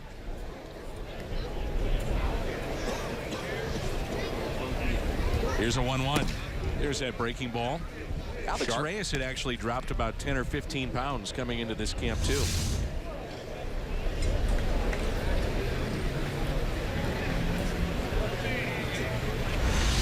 Really fun to watch. Somebody as gifted as this young man. And of course, it's not just about velocity. And you look at his record in minor league, kind of 500 pitcher, but you see that once he figures it out, how to use the tools that he has, he's got such a high ceiling. Here's a 3-1 pitch to Ellis. Hit down the right field line, and that wind will carry that out of play. Seen some defensive swings against him because the ball's getting on you in a hurry. That'll play in the big leagues.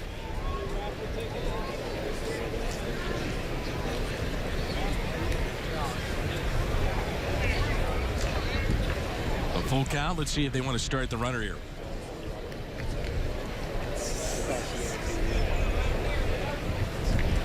He is running. Pitch is taken high, and it's a walk. So 2 on against Alcantara. And Derek Dietrich will step in. You look at the minor league walk totals for Alcantara. They are higher than you'd like, but not crazy high. And you think that there could be some adjustments there. And you think about a guy throwing as hard as he does at lower levels. I mean, I'm sure there are a lot of guys just hoping for a walk. Absolutely. It's a good point. Think about the approach. It's not like hey, well, they're swinging and putting a lot of balls in play against him either. A lot of swings and misses because of the plus velocity. The Cardinals in recent history with a guy like Alcantara, you go back to, let's say, a Trevor Rosenthal or even an Alex Reyes, where once you hit high A, I mean, they move these guys quickly. Yes. Well, it's because their skills play at higher levels. Yeah. But you have to still master the strike zone. You have to master the second pitch, the third pitch. Here's a 1-0. A really good changeup at 88 miles an hour. A changeup at 88. Yikes.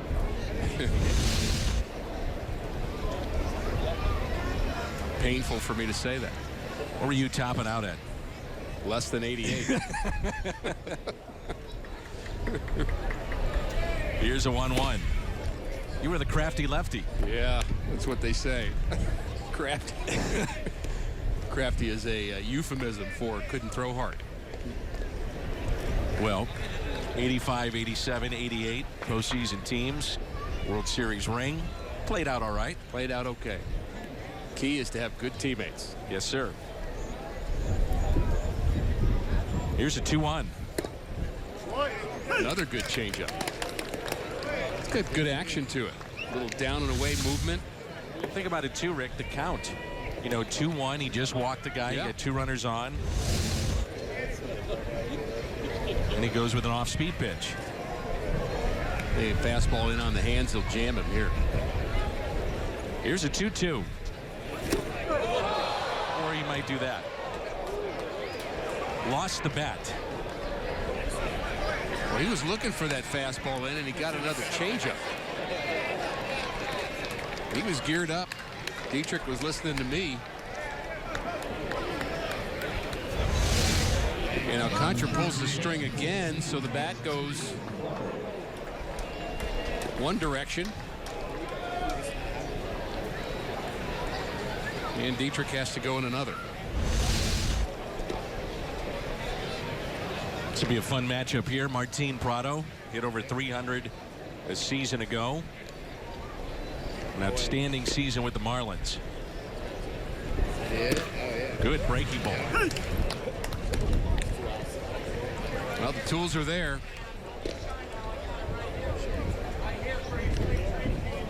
Go, Sandy. The tools are there, Dan, but you hope the artist emerges. Ooh. Jumps on that pitch. The fastball out to deep left field. And it stays in the ballpark. Knocked down by the wind, so 1 run does score. And that'll be a double for Martin Prado. Normally, that's a home run. Wind knocked it down, and then the left fielder overran it.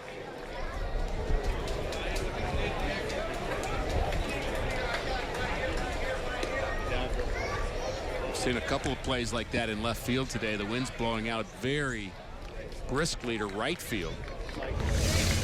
Saw 5 home runs yesterday, so it's sun and wind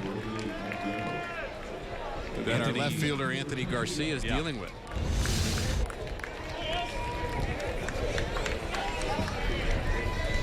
Here's Yelich. A home run yesterday, couple of RBIs. Marlins now get on the board. It's 5-1. Runners at second and third.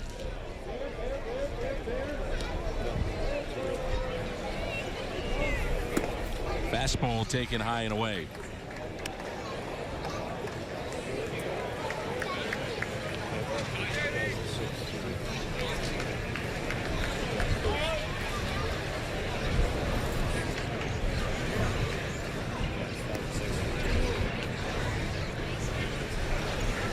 1-0 pitch. Hey, you look at that delivery. It's nothing fancy. Very compact.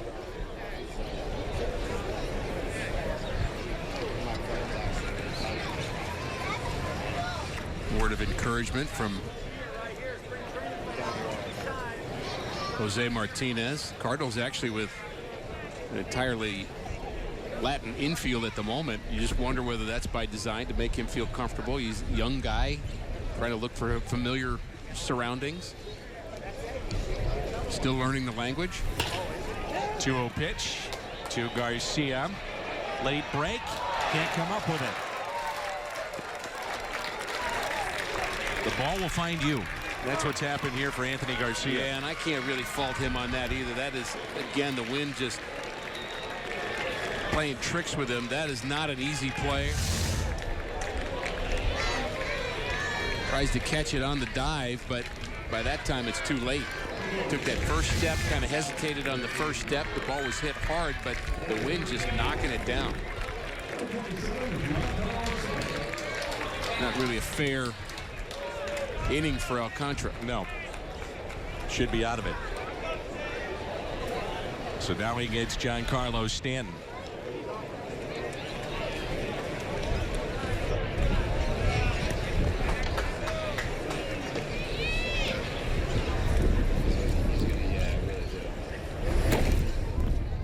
That's ball one. Stanton still looking for his first hit this spring. Yeah, that's how crazy it's going to be. The wind's going to pick it up. Knock it, of course. Yeah, he is going to.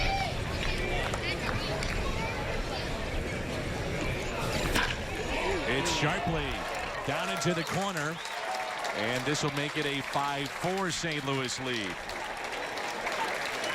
RBI double for Stanton. Be curious to know the exit velocity on that one. Well, it was 97 coming in, and it was more than that coming out. Guess 104, 105 based on what we've seen. And there's another pitch inside half. And he just turns on it.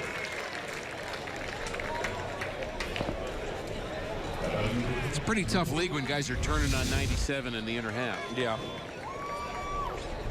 Also left that pitch up where lower levels of baseball he might get away with that, but not with Stanton and some of the others that he's faced here in this inning.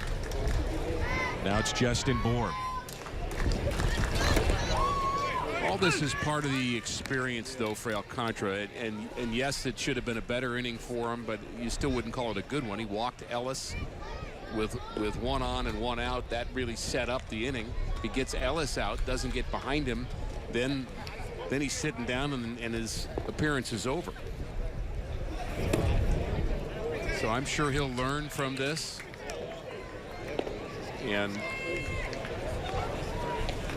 you play against tough competition, it makes you better. It can make you better. So he'll go back to the minor leagues, go back to wherever level he'll start at, AA, AAA, and I suspect he's going to have a very good season, and we will see him again. It's one of those situations, too, where more than likely you'll get an extended look here at spring training, too. Oh, yeah.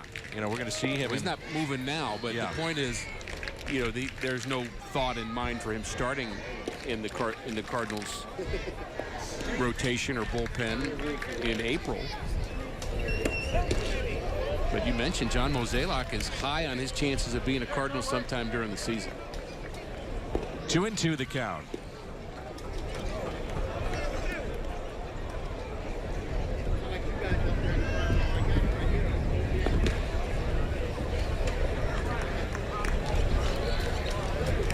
And the next two, Bour with the tying run at second base, pulled the string and a strikeout.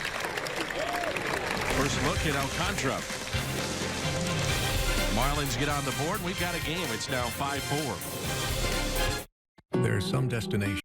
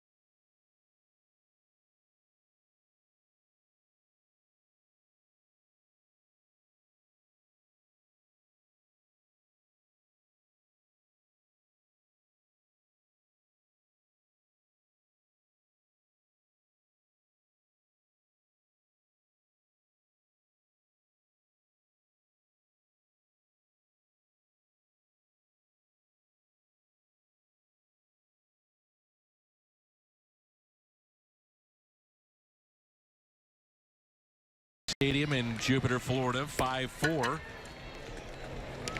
Cardinals have the lead. Brian Ellington, last year, 32 games that he appeared in, went 4-2.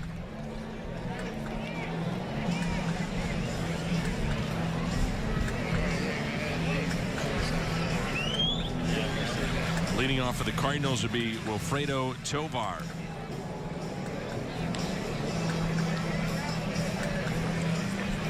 See a lot of the minor leaguers from here on out.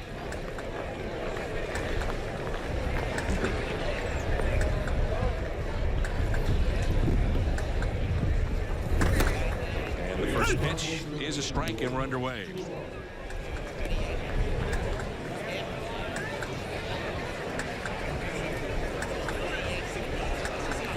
Tovar in the minor leagues last year at .249.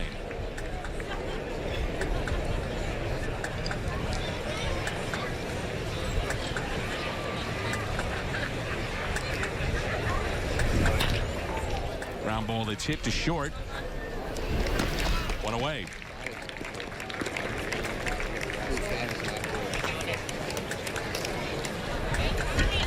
Tommy the GOAT. We talked earlier, Dan, about Joe Torre and Major League Baseball impressing upon all of the teams to make sure that they're playing enough of their starters, especially for their broadcast partners that are covering games in spring training. Fans want to see their favorite players. They want to see Dexter Fowler. They want to see Aledmus Diaz. They want to see Matt Carpenter play. And so teams are really being monitored. And that's always been true. It's always been suggested, but I think it's a little bit more than the suggestion now. Well, there was a rule that, especially, for instance, if the Cardinals go to Atlanta, they go to Orlando and they make that trip to where it was something like 3 or 4 regulars had to be in the starting lineup. Right. It was mandated. Now, they may be out there for 2 innings and then taken out of the game, but you had to start with some major league players. And a little bit problematic thinking about, as we mentioned, the split squad game tomorrow. Very anxious to see the starts of both Lance Lynn and Michael Wacha. When it can't be in 2 places at one time, they're both pitching for different halves of the Cardinal roster, but they're both getting starts tomorrow, and key players as far as the Cardinals' fortunes are concerned. Anthony Garcia at the plate. Split time between AA Springfield and Memphis. It's a fly ball into center. The catch is made. 2 down.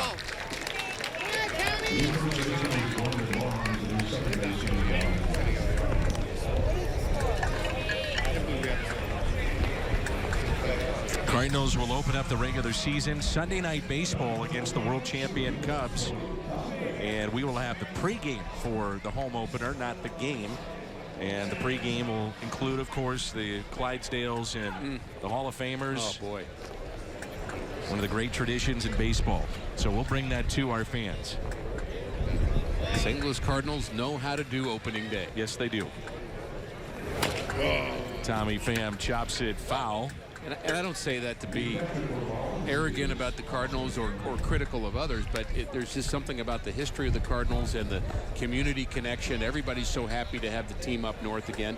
And, of course, every team has a semblance of that. But when you go to an opening day in other cities, and we will do that from time to time, we'll go to an opener in another ballpark because of the way the schedule goes, but it's just not the same. Come on, Tommy.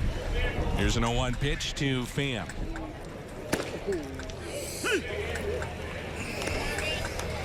Well, you know it's special when the opposing players are talking about it. Right. You know, we've had players that maybe are on the opposite side, then they come to St. Louis and they say, I witnessed a opening day as an opposing player, and it really is something that is unique and special to St. Louis. You hear that all the time. And again, it's not just St. Louis, but I remember moments where I had a chance to be at a special day at Yankee Stadium years ago, and DiMaggio and Mantle and Berra and Whitey Ford are there. That's a pretty big deal. Yeah. And so as a visiting team member at the time, I'm in that dugout watching that because that's a big deal. The Dodgers can put on a show like that with some of their great stars. 1-2 is taken high, evens it up. I thought one of the best moments we had last year was Lou Brock walking out to throw out the ceremonial first pitch. That moment was not lost on the fans. No. The significance of it.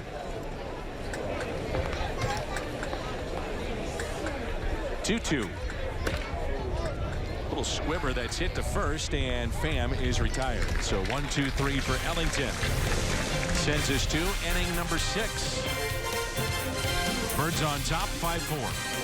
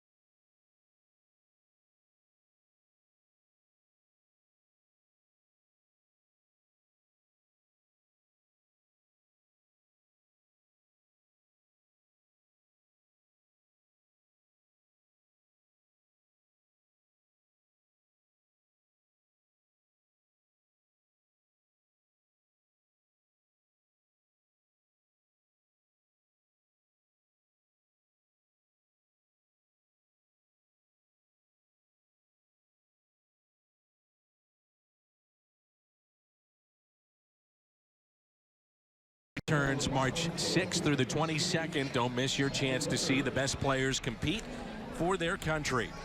And you can get your tickets now at worldbaseballclassic.com. A little surprised, but Alcantara back out for a second inning.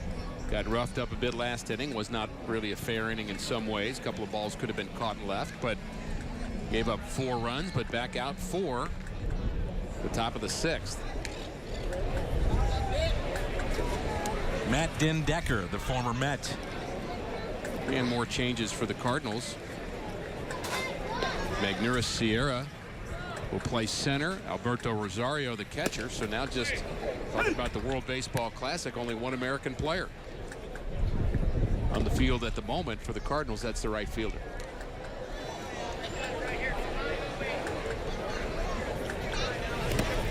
One ball and 1 strike. Trying to get you to do this inning in Spanish, but clearly you're not going to. No, it's not going to happen, Rick. You can handle this at bat, though. Go for it. No. Go ahead. Here's a 1-1. That was a fun moment last year. We had the Spanish broadcast, and Molina hits a home run with his brother behind the microphone. That's the special thing about baseball that gets lost in the conversation about changing the way we do the game. You just never know when those moments are going to happen. Holiday's home run, Diaz's home run that you mentioned earlier, the Molina game with his brother. I mean, that's just, you can't script that. Can't force it. Wainwright's complete game against the Marlins, with the 06 championship team being celebrated that night. I just wonder if Mike Matheny thought here in this situation with Sandy, let him go out there and have a good feeling about an outing. You know, last inning was tough defensively behind him, but have that good feeling, maybe face 1 or 2 hitters, and then that could be it. Cardinals right now have a right-hander getting loose. And he is a starter. You know, it's the other thing to think about with him now. And I think for the time being, they are projecting him to be a starter, not a reliever. They think he has a 3-pitch repertoire enough to be a starting pitcher and a top-line starter. So they're not ready to throw him in the bullpen and make him a closer yet. It's a foul ball. Had that conversation about Carlos Martinez at one point, if you recall. Where does he go? Bullpen, starter, bullpen, Sure. and it was unclear.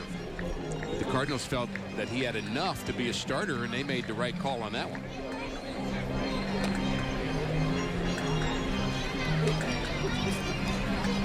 So the count is full on Matt Decker. Cabrera is on deck.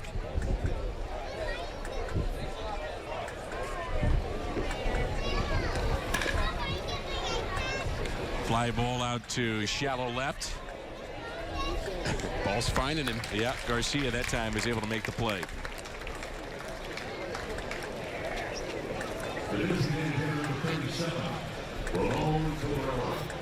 Here's Ramon Cabrera. 5-4 Cardinals. Cardinals picked up 4 runs in the second, 1 in the fourth, and the Marlins came back with 4 in the top of the fifth.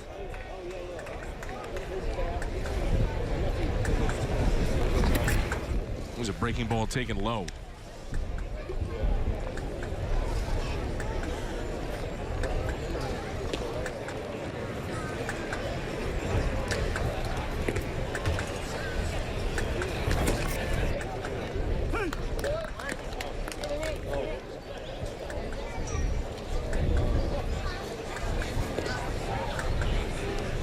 One ball and 1 strike.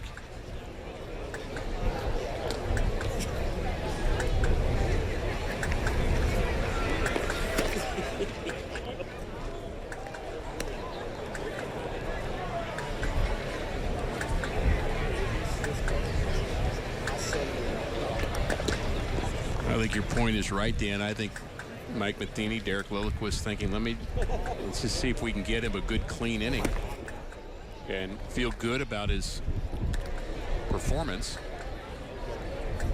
End on a good note. That's the goal. But you don't want him to go too far, and they won't. They're probably thinking about that now. What's the pitch count limit for him? And there's a walk to Cabrera.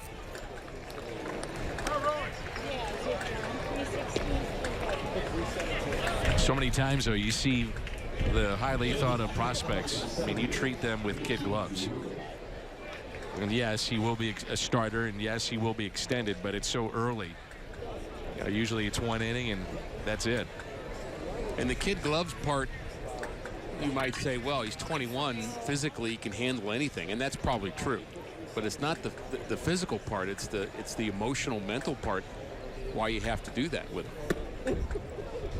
This is JT Riddle at the plate. The fragile psyche of a professional athlete.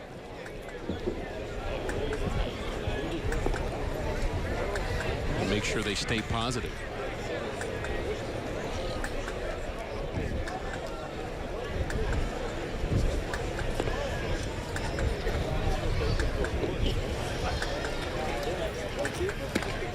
Two and 0. Speaking of that, Dan, just take a second to promote the book that's coming out soon by one of our colleagues who will be doing pre and post again this year, and a terrific player in his own right, Rick Ankiel, and always nice to be around Rick and have him as a partner. But his book Phenom is coming out soon, where he goes into some of the details about his struggle with having the yips and not being able to throw a strike anymore, how it came out of the blue, and his reactions to that. My understanding is, I know you've read some of the advanced copy of it, that he's pretty open about, Extremely open. about some of the things he was dealing with. You know, for all of us that were around him and have gotten to know him even more after his playing career was done, he's a tremendous guy. Oh, my. And I know you've had him at fantasy camp, and he's great with the campers and with the former players and with all of us. But it was hard to watch what he went through. I mean, it was painful to watch it at the time. And then when he came back, it turned out to be one of the neatest stories you've seen in sports.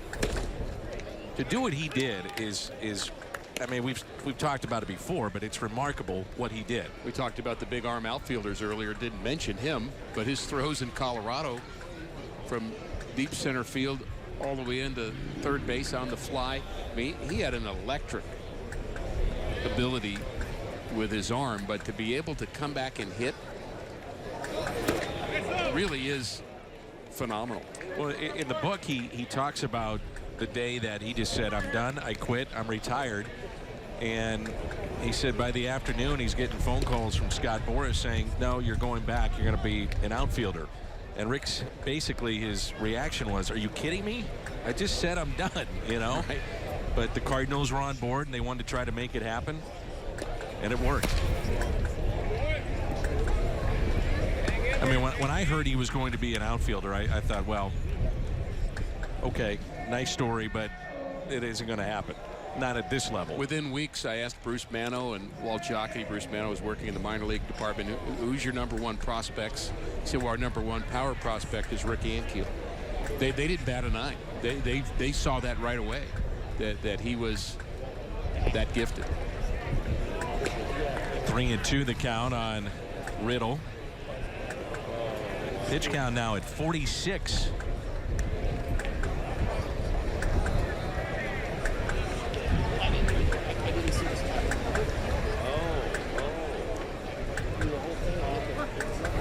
Cabrera is running, and it's a base hit into right. Well, he must be nearing the end here. I would say 50 would be a number that you wouldn't want to go past. He's already at 46.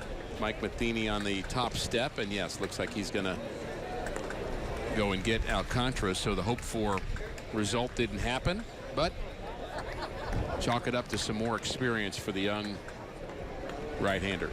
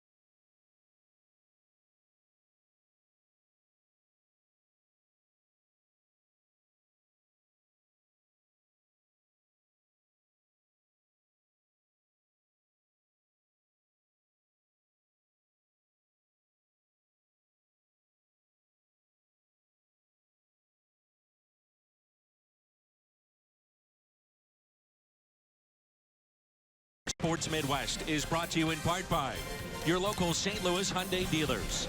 Better drive us. By Shelter Insurance. For your auto, home, and life. We're your shield. We're your shelter. And by the Missouri Lottery. Every ticket you play gives back to schools across Missouri. So play it forward with the Missouri Lottery.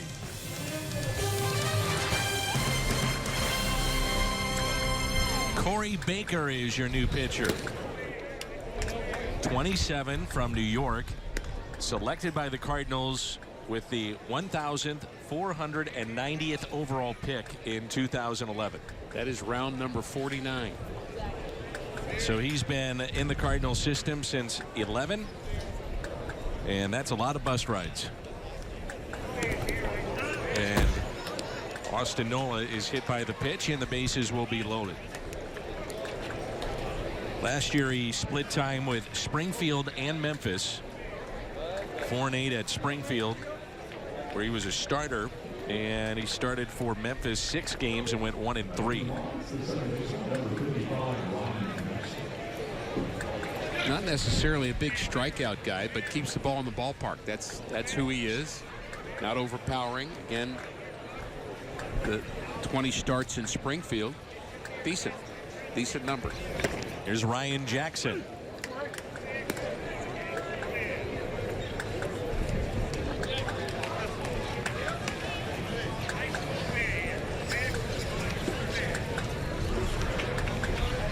Bases are loaded. And that drops in for a ball. 1 ball and 1 strike.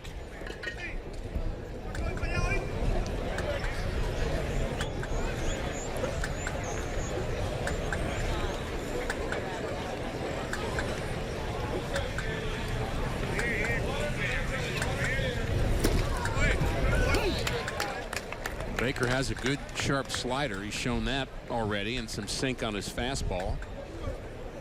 It'd be nice if he could get a ground ball to make Alcantara's day a little bit more bearable as far as the numbers are concerned. Here's a 1-2 pitch to Jackson.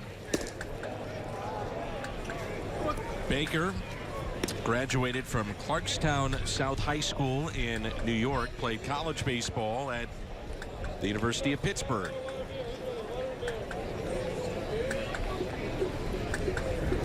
Yeah, company one. Everybody in the green shirt needs that salsa. Everybody in the yellow. Here's a 2-2 pitch. There's your double play. There it is. Out there. Nice turn. Double play, 6-4-3.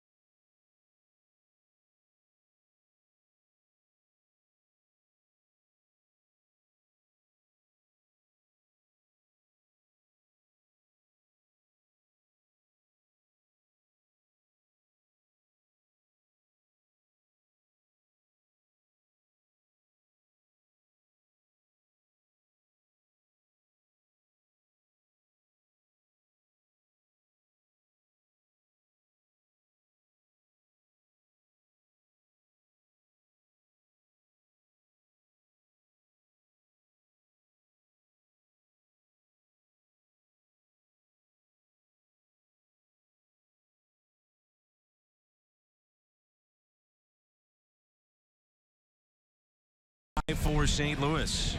Catch a game in the Hall of Fame style of the new proficient Red Jacket Club. This new all-inclusive club is designed to commemorate the Cardinals' iconic Hall of Famers and features an upscale buffet, full-service bar. Tickets start at just $75, and they're on sale now at cardinals.com/all-inclusive. The Red Jacket Club. I like it. Wow. I want to be there. You want a red jacket, or do you want to go to the club? No, I'll have to borrow one. I've got some friends. Todd Cunningham is the hitter for St. Louis. Lobstein, the lefty, works out of the pen for the Marlins. He, along with Cervenka, will be battling for that spot in their bullpen. Saw him a bit last year. Only 14 games, he dealt with some injuries.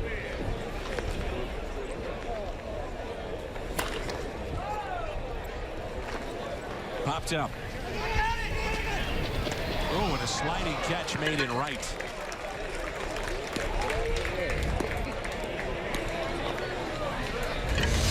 So normally the outfielder is the one in charge and the infielder gets out of the way, but if it's in the infield, you can go ahead and let them catch it. That's a long way to go for Galloway to make a tough play, but he's just trying to get into the game and show some hustle. Dan, good for him. Isaac Galloway. Here's Alberto Rosario. Another one of those fun moments last year. Milwaukee. And his first ever major league hit after all those years in the minor leagues. Raising his hands in the air, the excitement of that moment. Oh, yeah.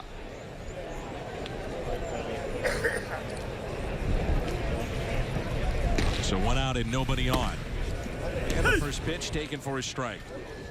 Cardinals had 11 players make their major league debut last year.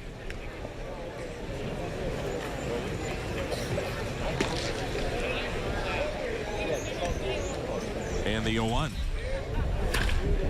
That's a base hit for Rosario. Thinking 2, and he'll trot into second base with a 1-out double. Alberto Rosario. We saw that he handled the major league staff very well too behind the plate. Yes, he did. Had some good at-bats, just as he did there. Off-speed pitch on the inside half of a plate normally isn't a good result, and it wasn't there for Lobstein. Now it's Alvarez for St. Louis.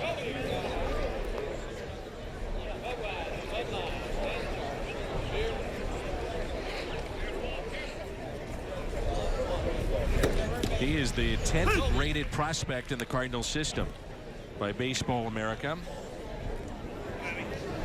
All-star last year.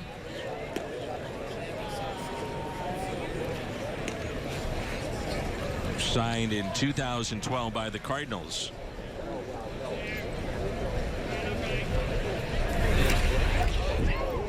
Watch out.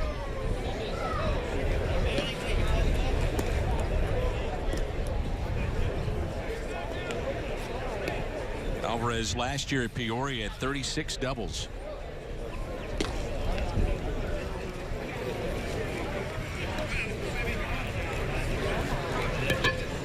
A lot of times the test to see what an organization thinks of you is if you're added to the 40-man roster, which he was.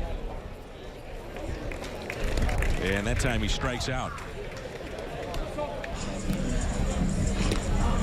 And it brings in Sosa. Cardinals minor league system 3 or 4 years ago was ranked #1 in terms of their depth from their minor league prospects. And then they slipped about the middle of the pack the last couple years, but they rebounded again.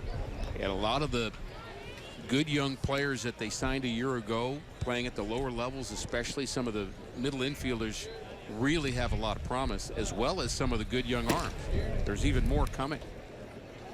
Dakota Hudson, Connor Jones, a couple of guys that were held down with their innings last year because they were big-time college pitchers. Right. Edmundo Sosa, the Cardinals shortstop right now, is at the plate. He is the 8th rated prospect in the Cardinals system. And he looks at a strike. Split time last year with Peoria and Palm Beach.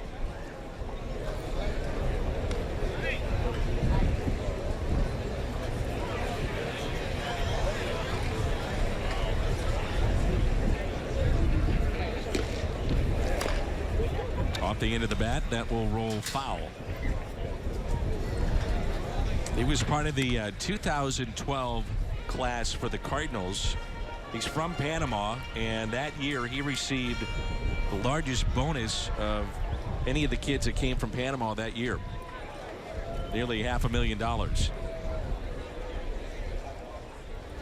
So 2 outs and a runner at second base. 1-2 the count. Up the middle, base hit. Here comes Rosario. Throw to the plate is offline, and Rosario is in there safely. Edmundo Sosa makes it a 6-4 St. Louis lead.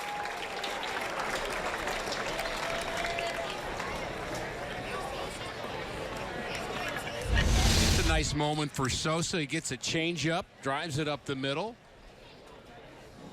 and gets an RBI and advances to second on the throw. Nice moment for him.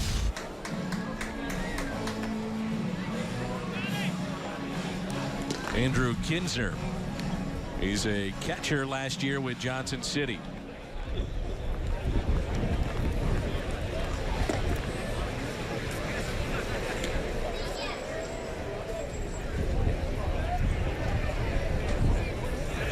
Talked about the protection on the roster, which is important for a minor league player. Eleazar Alvarez protected, and also Sosa, but there's some non-roster invitees, including Kisner, and they'll do that a lot of times with catchers. You need more catchers to handle all the pitchers that are in camp. And he's hit by the pitch.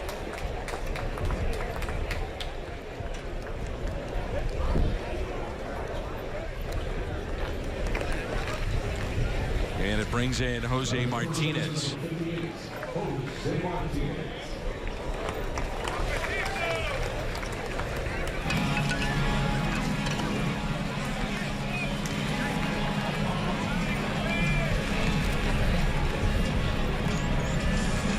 Well, if you enjoy minor league baseball, you're getting a good look at it. And I do. I do too.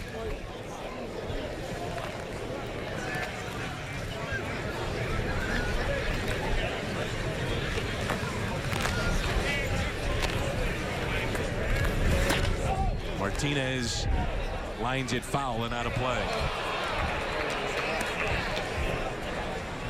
Think about our friends that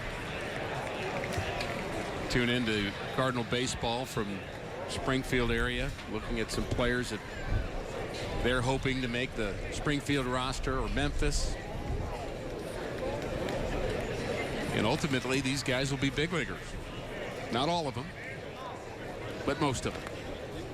Martinez made his major league debut with the Cardinals last year, and he's battling for that 4th or 5th outfield spot, and as we've seen, can also play first base.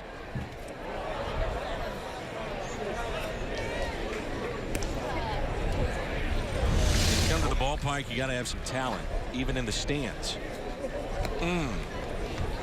Almost had it. Took the hat off, tried to catch it, and did not spill a drop.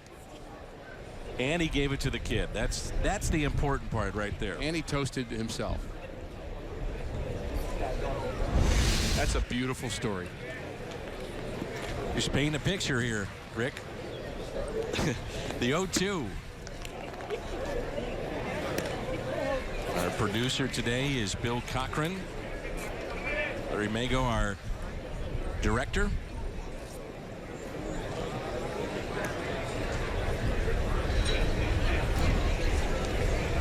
One ball and 2 strikes.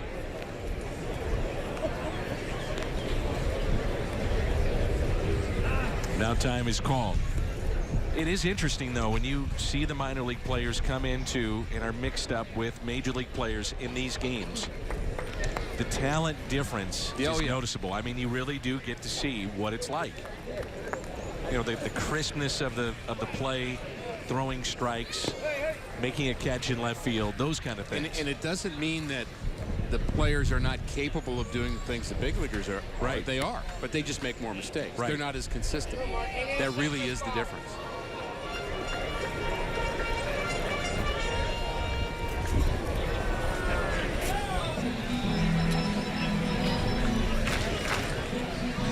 I think those you hit on a couple of things. Pitchers throwing strikes, defensive prowess. Those two things get much better and much more consistent as you go up levels.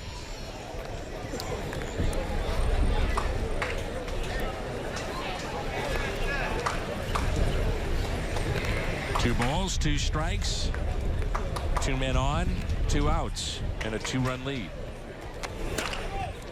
Off of Lobstein. This may be a base hit. It is. Bases are loaded.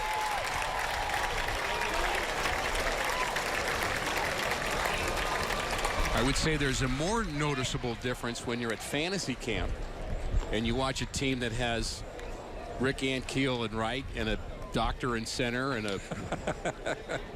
an attorney in left. You can really tell there. I'll never forget.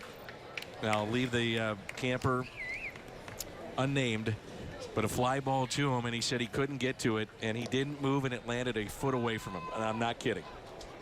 Got a bad jump. Got a bad jump. Wilfredo Tovar. I know who that was, too. Uh-huh. And I'll bet he's watching. I said you couldn't get to it. You had to take one step. Just didn't have a beat on it. Tough game. Tovar made his Major League debut at the Mets. You may recall that. We saw him play the Cardinals, but it was in 2013. Last year, he was at AAA.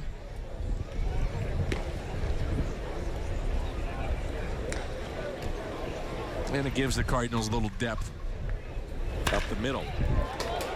Off the glove, and the Cardinals pick up a run.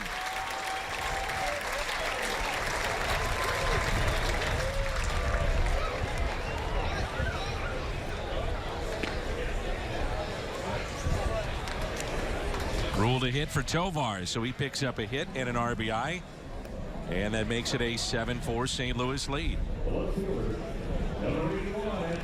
Well, it's something we say, Dan, a lot about this game over the course of a season. And when fans who have been playing baseball their whole life, or they've enjoyed it, and maybe they were involved in Little League or their kids were, they say, well, baseball it really is an easy game to play. And that's actually true. It's easy to play. It's not easy to play well. I mean, anybody can play. You can go out in the backyard and play, but the high level, consistent performance, world-class, high-level, consistent performance is extraordinarily difficult. Now it's Anthony Garcia, and he looks at a ball. I think right now, if you're tuning in, you're wondering about some of the camp battles. You're looking at the 4th and 5th outfield spot. And you're also talking about some players that are out of options that could be keys for the Cardinals this year. Tommy Pham, Tyler Lyons, Greg Garcia. And right now, that's one of the things that a lot of us that are around the club right now at this particular moment are focusing on. Well, there's the offensive side and the bench side as it relates to Mike Matheny's offense. And certainly those are important battles, and those will unfold over the next few weeks. And as Red Changing always says, players eliminate themselves. You know, the choices get easier as you get later to the end of spring training as to who the right guy is. But I'm still focused on the Cardinal rotation as being the key thing to get straight here this spring. Yeah. 5 guys you feel good about giving you 30 starts. As you mentioned yesterday, you had Reyes penciled in as your number 2. I had him penned in. No eraser. No eraser. He was there. But that wasn't, you know, obviously I don't have a vote, but that's where I would have wanted him. Felt like that's what he earned in August and September a year ago. Here's a 1-2 pitch. So Wainwright's ability to come back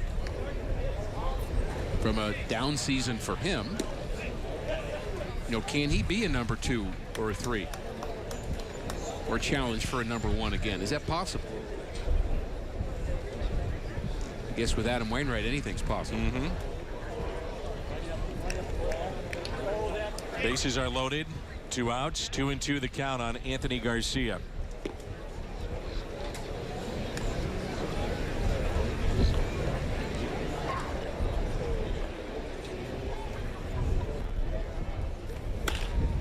Popped up. Cardinals strand the bases loaded, but they add 2 to their lead. Speaking of defense, that's a good one there. Martin Prado, everyday third baseman of the Marlins. Big League Baseball is back on Fox Sports Midwest.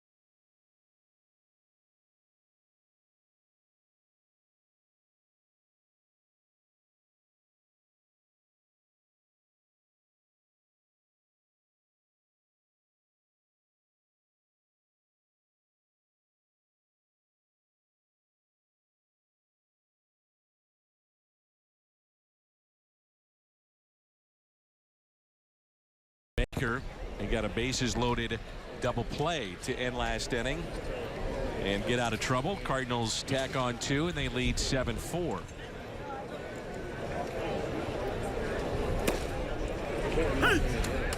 Matt Jungle is at the plate. 7-4 the lead for St. Louis.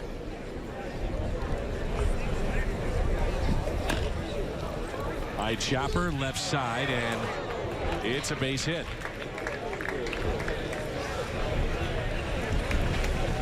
That's Wilfredo Tovar, the third baseman for the Cardinals. Just like the play Prado had earlier that he was able to come up with, and that's the difference we're talking about between a big league, a solid big league player that makes it look easy, and it's not easy. Tovar not able to come up with it. Here's Jeffrey Perez.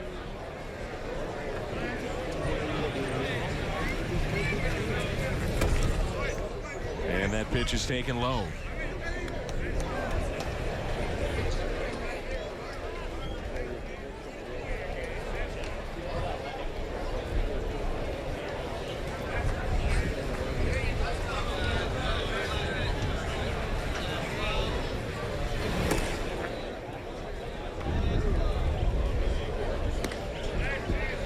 Perez signed in 2008 with the Marlins, and then a couple of years ago he led all their minor leaguers in steals.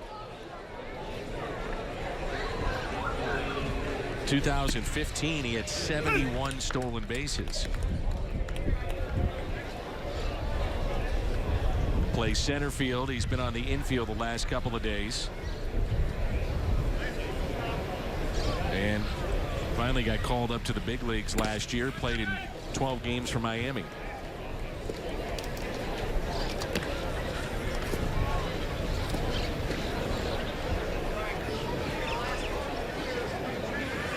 Three balls and one strike.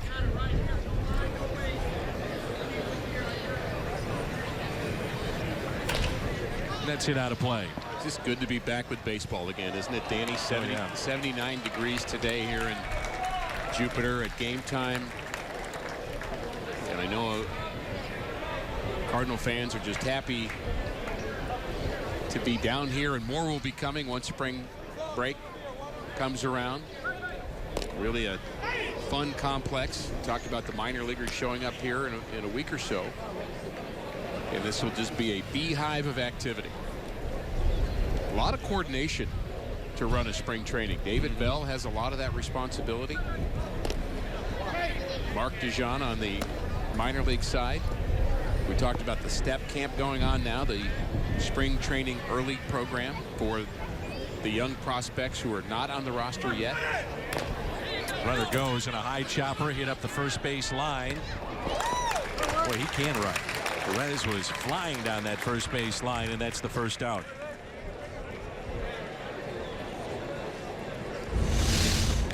Well, you slap at it, you go. You make them make a perfect play, which Baker had to do by throwing it over the shoulder of Perez. That's where it's important for the first baseman to give you an inside target.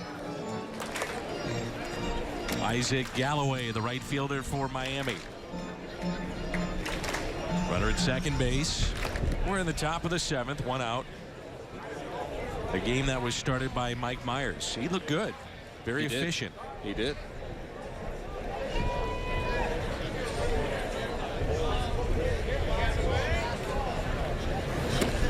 Breaking ball, strike one. It's going to be a fun year in terms of interleague play too. Boston, New York, Baltimore. Red Sox is both home and road. We'll be at Yankee Stadium in the first month of the season. And nearly 150 games will be seen on Fox Sports Midwest. And for those folks who want to come out to the ballpark often, and why wouldn't you? I got a sneak preview of many of the promotional items. I know people, Dan, and was able to get into the room and see some of the items that will be giveaways throughout the course of the year. They are terrific. They keep getting better and better each year. Our next telecast Saturday at noon against the Nationals. See if Bryce Harper makes that trip. Harper, first pitch he saw, hit a home run yesterday. I think the Nationals are going to be better than most people think they are. I think they're going to be really good. Some that believe that they're a little bit of a dysfunctional team, but I like the way they function. I like their shortstop, Trey Turner, who we saw here last spring training play against the Cardinals, and thought, boy, this guy could play. I'd take him right now. Here's a ground ball hit to short. 2 away. Well, a great way to see a game at Busch is with a group of your friends and family. Group tickets are on sale now, and groups of 20 or more receive great incentives, including a discount of up to 50% off the gate price in most seating areas. For more details, visit cardinals.com/groups or call 314-345-9000.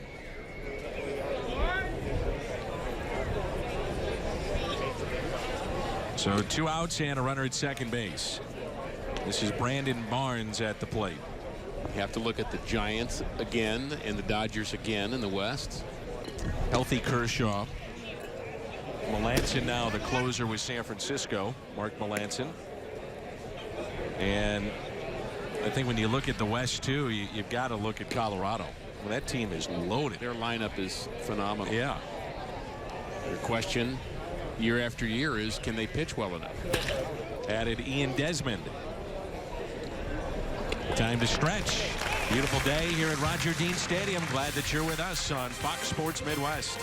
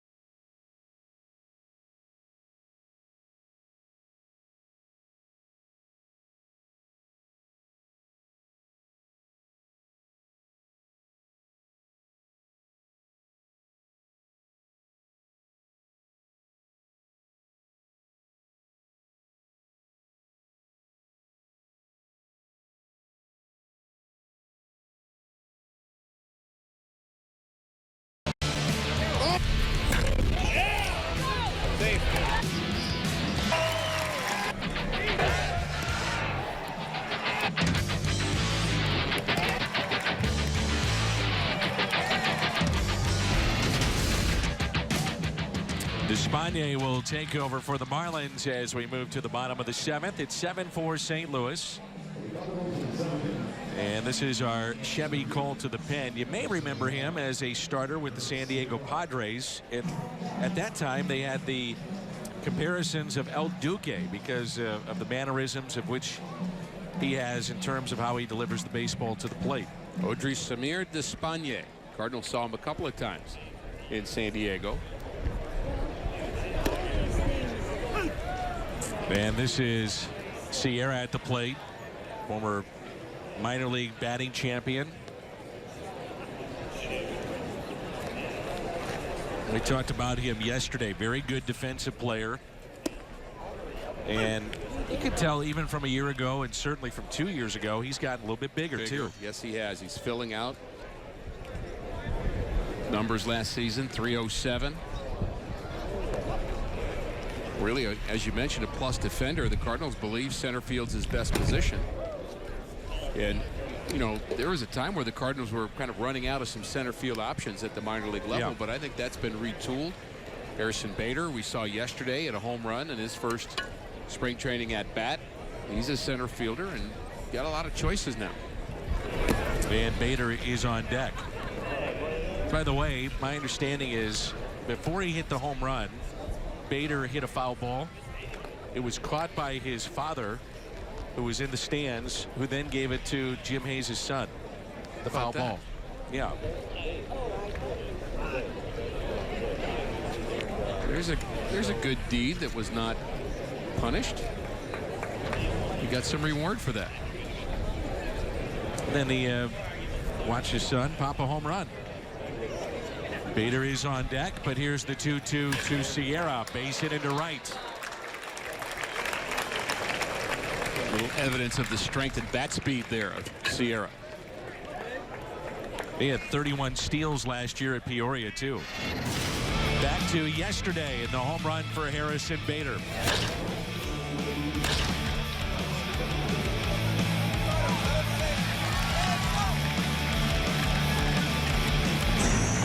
Now, if Jim Hayes would have been a good dad, he'd have gone out beyond the left field wall and gotten that ball for his son as well. Well, he should have. Maybe he did. Give him the benefit of the doubt. Bader only 2 years in pro ball and already at AAA. He is rated as the 7th best prospect in the Cardinals system. I say in his swing, the way that it was described to me is that he coils up and then it's just an explosion into the baseball. You know what that makes me think of? Matt Holliday. Talk about an explosion into the baseball. Matt a little bit more relaxed in the beginning. I see the coiling you're talking about with Bader. Turns his front shoulder a bit and then explodes. Take a look again here, Rick. The home run hit from yesterday, different angle. Loading up and delivering.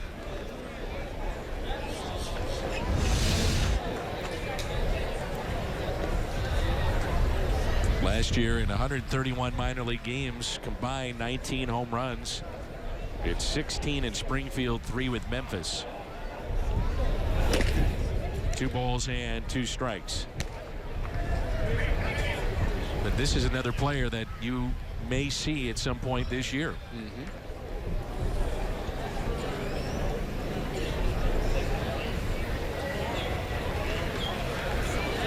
2-2 the count. Sierra is leaning at first base and now diving back in safely. You know what's also true about spring training, Dan, is and really from year to year in baseball, you have almost a pecking order of where do you stand in the organization, and okay, this is your prospect, this is your next. But year after year, it begins with spring training, there's a reshuffling of the deck a bit. Sure. And what you thought was true October of last year won't be true by the end of spring training, and it'll be a different truth by the time you get to August. So prospects can make a name for themselves, and all of a sudden you're in the picture, or a player that you expect to be good might fade away. So you always have to prove yourself, and it starts here in the spring. The 2-2 pitch to Bader. Instead, another check on Sierra.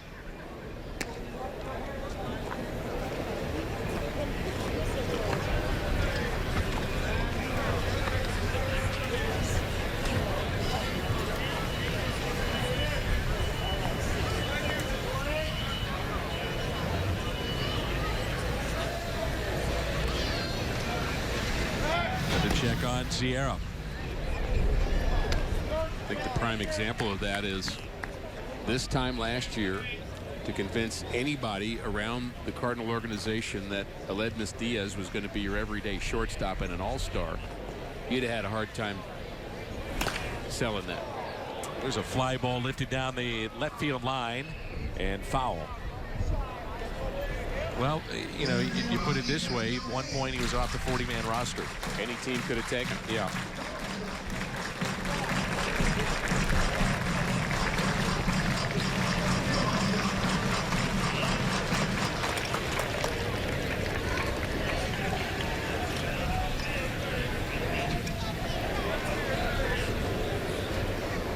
Bader had 11 home runs 2 seasons ago in the minor leagues.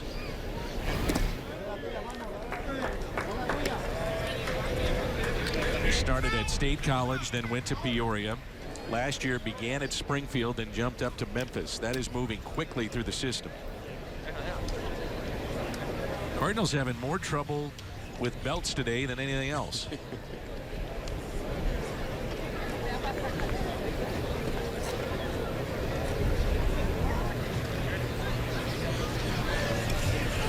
So when Bader gets an apartment, whatever city he goes to, gets the security deposit down, only pays month to month. Wouldn't blame him. Here's a 3-2. Rounded to short. Sierra was running on the play, and Bader is out. So Sierra advances to second base. And it brings in Rosario, who doubled his first time up. The Cardinals manager, number 68, Alberto Rosario.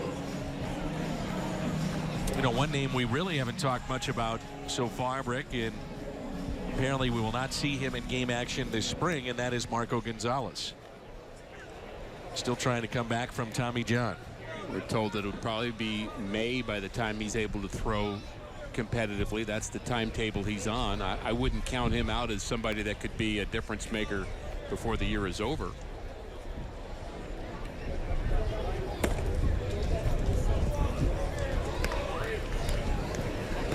But that's part of the reshuffling we were talking about. At one point, he just said he's, you know, this year you'd go into this year and say, well, your fifth starter is probably going to be either Tim Cooney or Marco Gonzalez. Tim Cooney's not with the club anymore. Gonzalez is here, but hurt. 1 ball, 1 strike. 2 outs, no more beer. Who's ready? Water and beer. Who's thirsty? Who's thirsty? Water and beer right here. Water and beer. No more.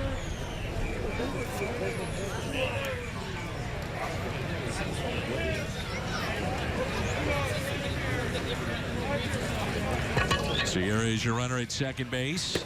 And Rosario looks at a strike. 1-2 the count.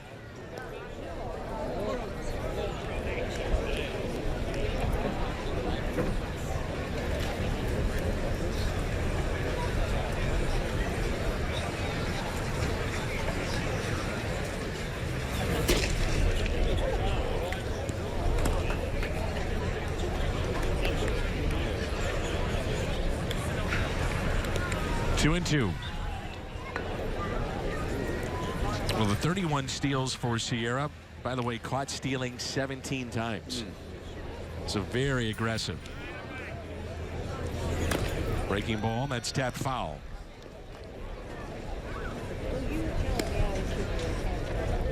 So the Cardinals open up with the Cubs, the favorites in the Central. And then it's kind of up in the air with Pittsburgh to see exactly where they go with their team. Team that almost won 100 games 2 years ago. They're at a crossroad. They really are. They can keep getting better, which will cost some money, or they can rebuild. Tied him up and a strikeout of Rosario. Pittsburgh has good young pitching that might be worth rolling the dice with. Garrett Cole has been announced as their opening day starter. Tyler Glasnow, we saw him make his major league debut this past 2016 campaign. What's some of the young pitching you're talking about? Here's Alvarez, and he looks at a strike. And two guys we haven't talked much about yet because they have not really been firmly decided what their first day will be. That's coming here shortly. Carlos Martinez and Adam Wainwright will be slated to start sometime during the middle of the week. Martinez, of course, signing the big contract. A lot will be expected of him, but he's earned it. And he was really, really good a season ago and has been throughout his career. So look forward to getting Carlos back out on the mound. Mike Matheny saying today he didn't want to really rush innings for his guys. Talked about some relievers the same way. Kevin Seager's comment was, it's a long season. They'll all get plenty of innings. So he's not rushing anybody out there. With the early start in spring, so many games, it does make sense. Here's a 1-1 pitch. 1-2.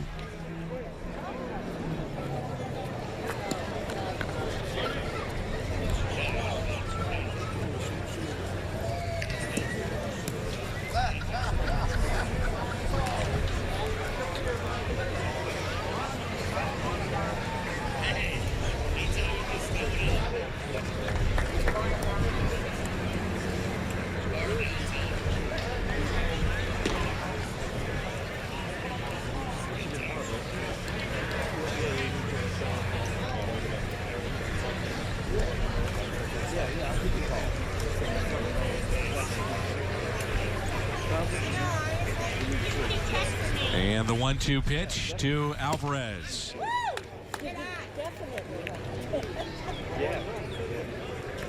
Missed. Not by much.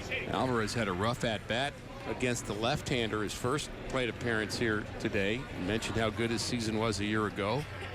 Like to see him pick up Sierra, the runner at second, who runs well. Sierra's been one of those guys I've been anxious to watch play on a regular basis. It's kind of hard to sense his ability just with a couple of at-bats. Called back on the changeup. Stays 2-2. Well, anytime you win a batting championship, I mean, that gets your attention. No question. You want to see the kid play. I don't care what level it is. I mean, it's significant.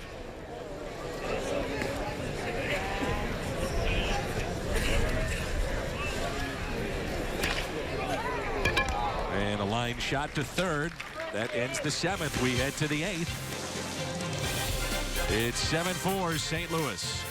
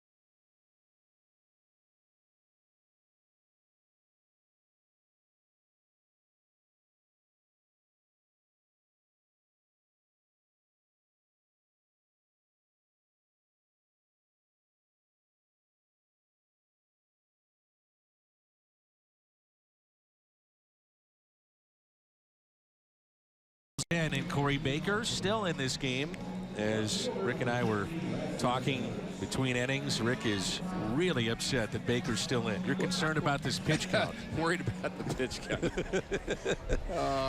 And obviously not, but he's a guy that's been a starter. We mentioned that, and normally you would go 2 innings in your first outing. He's gone an inning and 2/3, but he did it rather efficiently in the last inning. Got 3 ground balls, so he's earned another inning. Seems to be a guy that commands the bottom part of the zone. Nothing overwhelming about his stuff. And doesn't that tell you something? We watched Alcantara before him, and now Baker, who's just changing speeds, keeping the ball down, good breaking ball, and he's getting outs. And Alcantara, throwing 98, struggled a bit today. Here's an 0-2 pitch to Matt Decker. 1 ball and 2 strikes. Cardinals with the lead of 7-4. They have out-hit the Marlins 13-8 in this game. Neither team has committed an error. You don't mean that. A swing and a miss. See how quickly I moved on from that? Swing and a miss. I saw that. Well, there have been a couple that probably could be errors, and the wind probably playing into the scoring rulings. And it's spring training. Ramon Cabrera.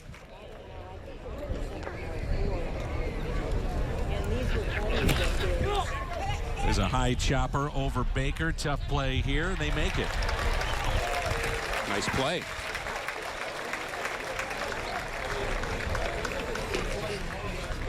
That's Alvarez, the second baseman who made that play. That's very smooth. Well, Baker he's can't get known, it. Rick, for his glove, too. Absolutely, and you see why. All those plays look easy in slow motion, but you have to have the footwork right. It's one of the things talking with Oquendo about defense, and with Ozzie some a couple days ago.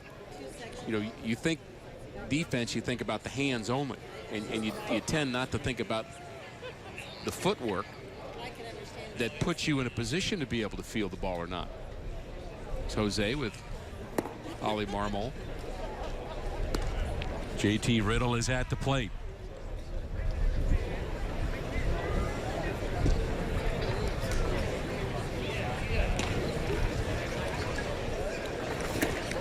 Talked with some folks today about the great George Kissel, who we always talk a lot about here in spring training. His picture is up in the clubhouse that we walk past on the minor league side. And what we were talking today about was the fact that George Kissel not only was coaching players all the time, but he also was coaching coaches how to coach. Sure.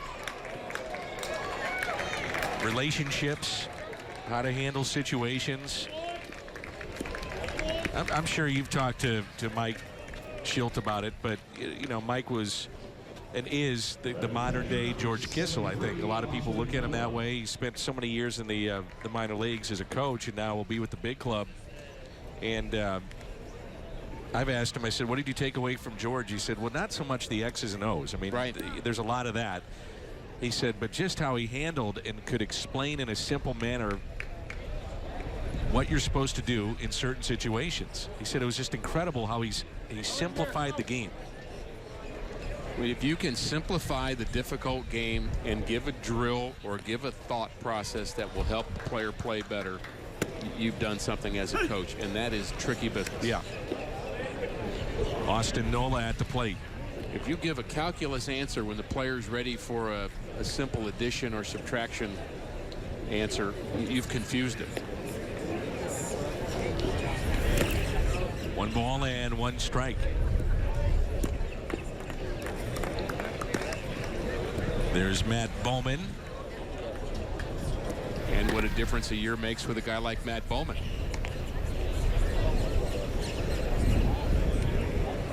He was just number 67 last year. And if certain injuries didn't happen, he's no longer a member of the Cardinals. Right. As a Rule 5. Bullpen, you're looking at Broxton, Segrist, Brett Cecil, Rosenthal right now working as a starter, but it seems that would fall in that direction. and Matt Bowman.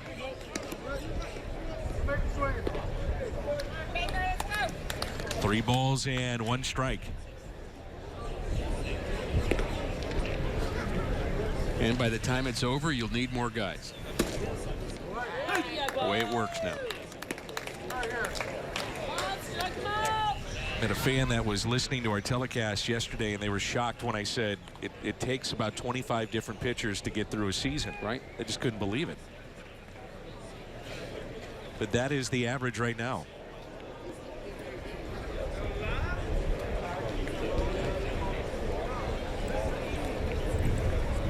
Well, you take 13, and you've got to rely pretty much on your AAA staff. At least that's what that number comes up to. That's right. To augment what you're doing. Sokolovich has been a guy that's done that in the past. He's out of options. They can't do that with him again. Sam Tuivailala has been a guy you've gone up and down with, who you'll need at some point. You know, you go back to last season for the Cubs. Outside of Kyle Schwarber, they really didn't deal with a lot of injuries. You know, they were for the most part injury free. Now Schwarber was a big one, clearly. No doubt. There's a fly ball that's tailing back towards right field, and the catch is made. That's Bader in right. So nice work by Corey Baker out of the pen today. 7-4 St. Louis.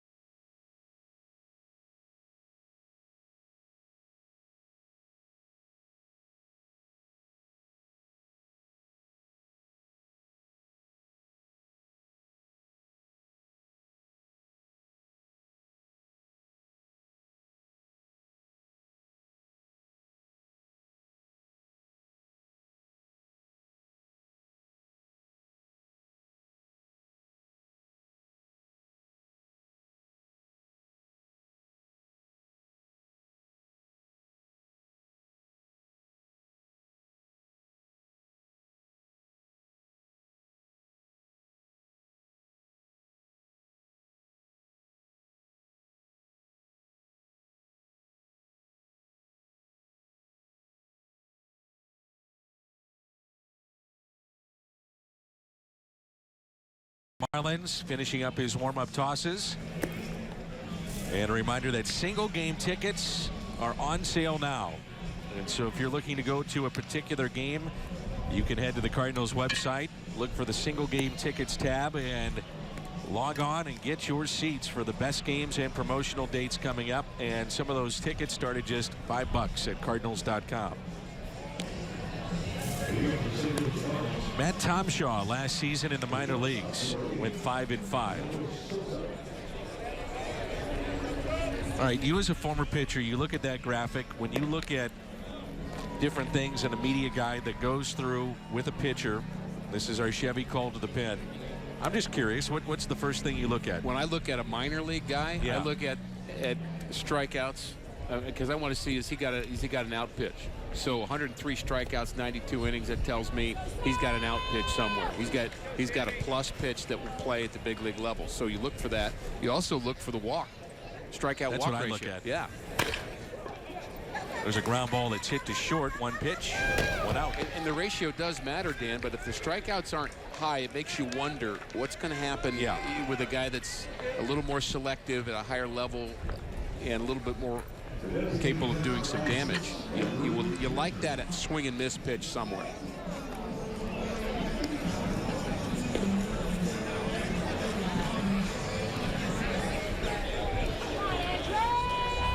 This is Kinzer, minor league catcher, second plate appearance today.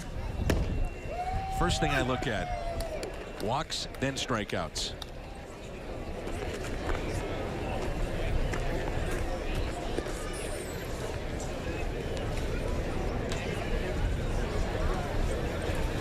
And the 0-1. There's your breaking ball. Sharp. 0-2. Pretty sharp.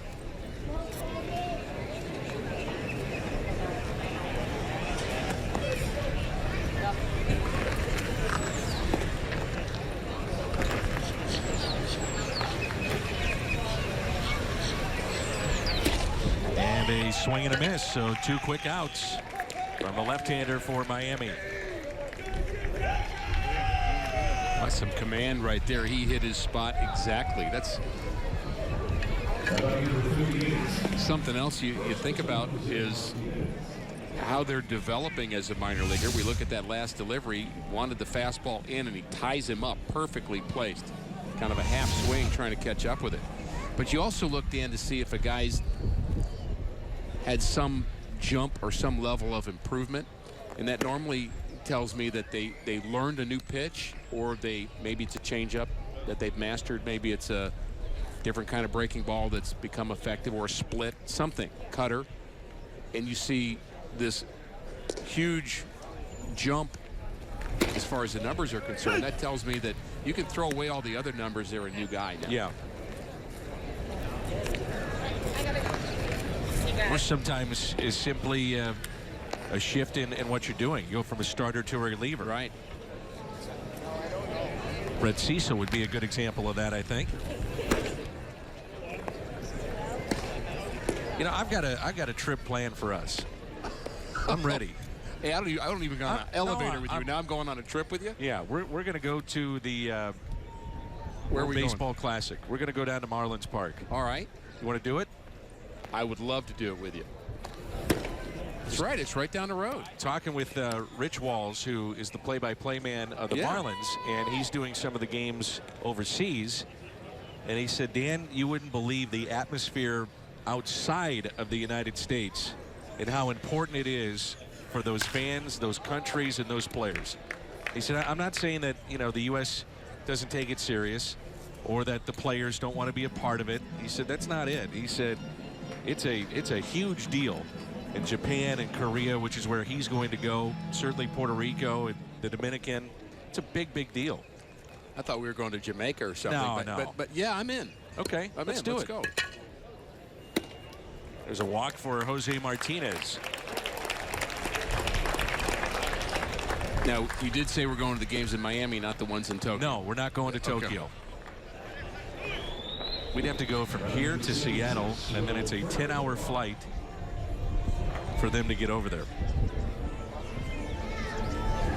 Oh, boy. I made a trip from Seattle to Jupiter. I did that before my first ever Major League game.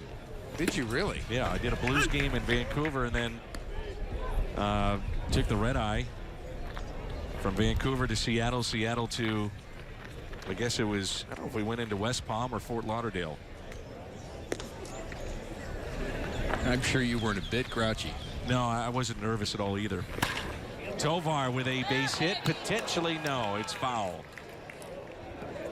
This booth, I looked over, 2 booths over, and there was Jack Buck laughing at me, pointing at me with Mike Shannon. But they knew how nervous I was, laughing.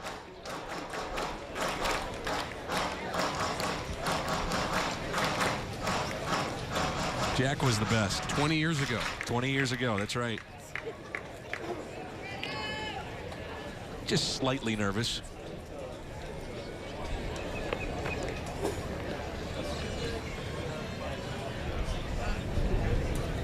A.J. Burnett was on the mound, and Joe Buck came in the booth and was working with Al, and Joe did a couple of innings with us. And Joe decided to get talking about certain things that A.J. liked at that time of his career, which was tattoos, and he brought it up on the air, nipple rings. He had certain piercings that appealed to. That's your first game. That was my first game, and then Joe started talking about that, and I think it was to lighten me up a little bit, but I even said, I go, Joe, please don't go there. Don't, please. Oh, no. He went there. Well, having worked with you for a number of years now, I think he lightened you up a little too much. Nice play. Now I'm saying, get me out of this inning. Really nice play in right.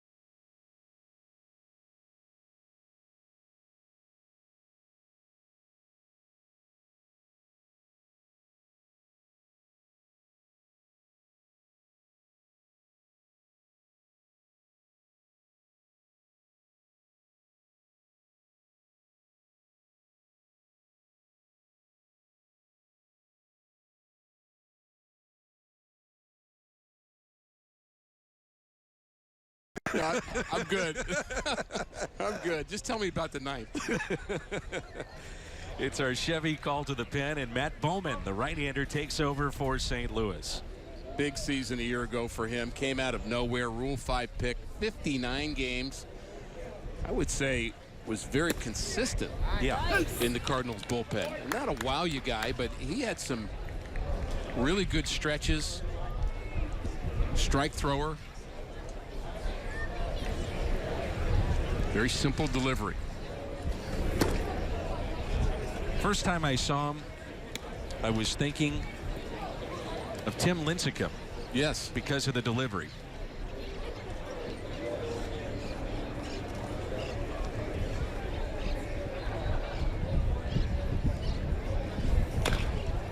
Now, Lincecum, one of the things that he did, it was incredible how far he would stretch his front leg in the delivery to the plate. Right. Bowman doesn't do that, but he does have that little turn of the back where you'll see the 6-7 to the hitter. And he gets very spread out, too. He gets really extended to the back and forward, and his chest is way spread out right there in his delivery. And then he explodes to the plate.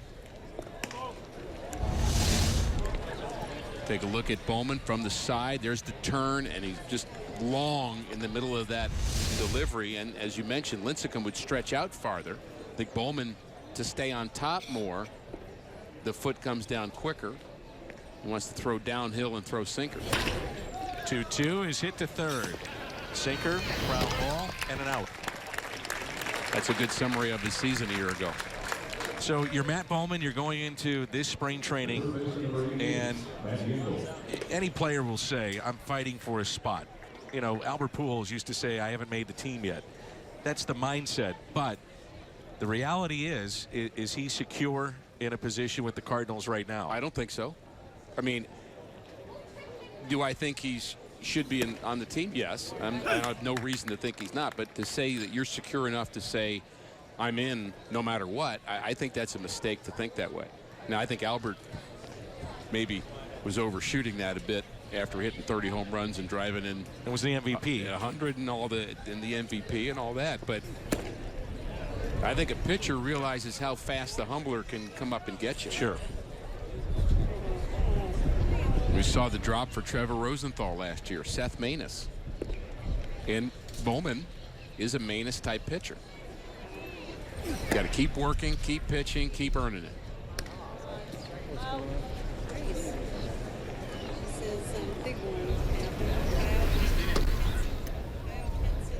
2 balls and 1 strike. Matt Jungle is at the plate. Good sinker there. That's what Bowman does. Movement, late life.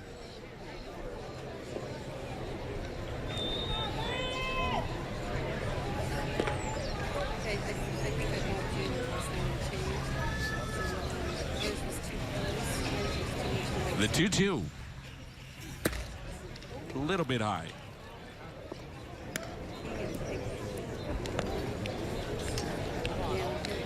Jeffrey Perez is on deck. Bowman's tough to read, Dan, because he throws a little harder than you think he does. 92, 93, tops out probably, but with that good sink, it's hard sink. And you mentioned it too, late life. This copyrighted telecast is presented by the authority of the St. Louis Cardinals. It may not be reproduced or retransmitted in any form. And the accounts and descriptions of this game may not be disseminated without the express written consent of the St. Louis Cardinals. We're in the top of the 9th. Cardinals leading 7-4. 2 outs and nobody on. Jeffrey Perez looks at strike 1. The story of game 1 here yesterday, Dan. Game 1 of spring training was a lot of home runs, power displayed by both teams. Today, the Cardinals have just swung the bat. 13 hits. And have had a lot of really good at-bats beyond just the hits. Sacrifice fly. Seen guys move runners over. Saw the hustling on the base paths of Eric Fryer early on. Just really a good offensive showing today. And the Marlins are now down to their final strike. These fans are going crazy. Those two are. Yep. Oh, it's contagious. It's picked up. And the 1-2. Swing and a miss and a strikeout, and the Cardinals have their first win of spring training 2017. We'll be back to wrap it up in just a moment.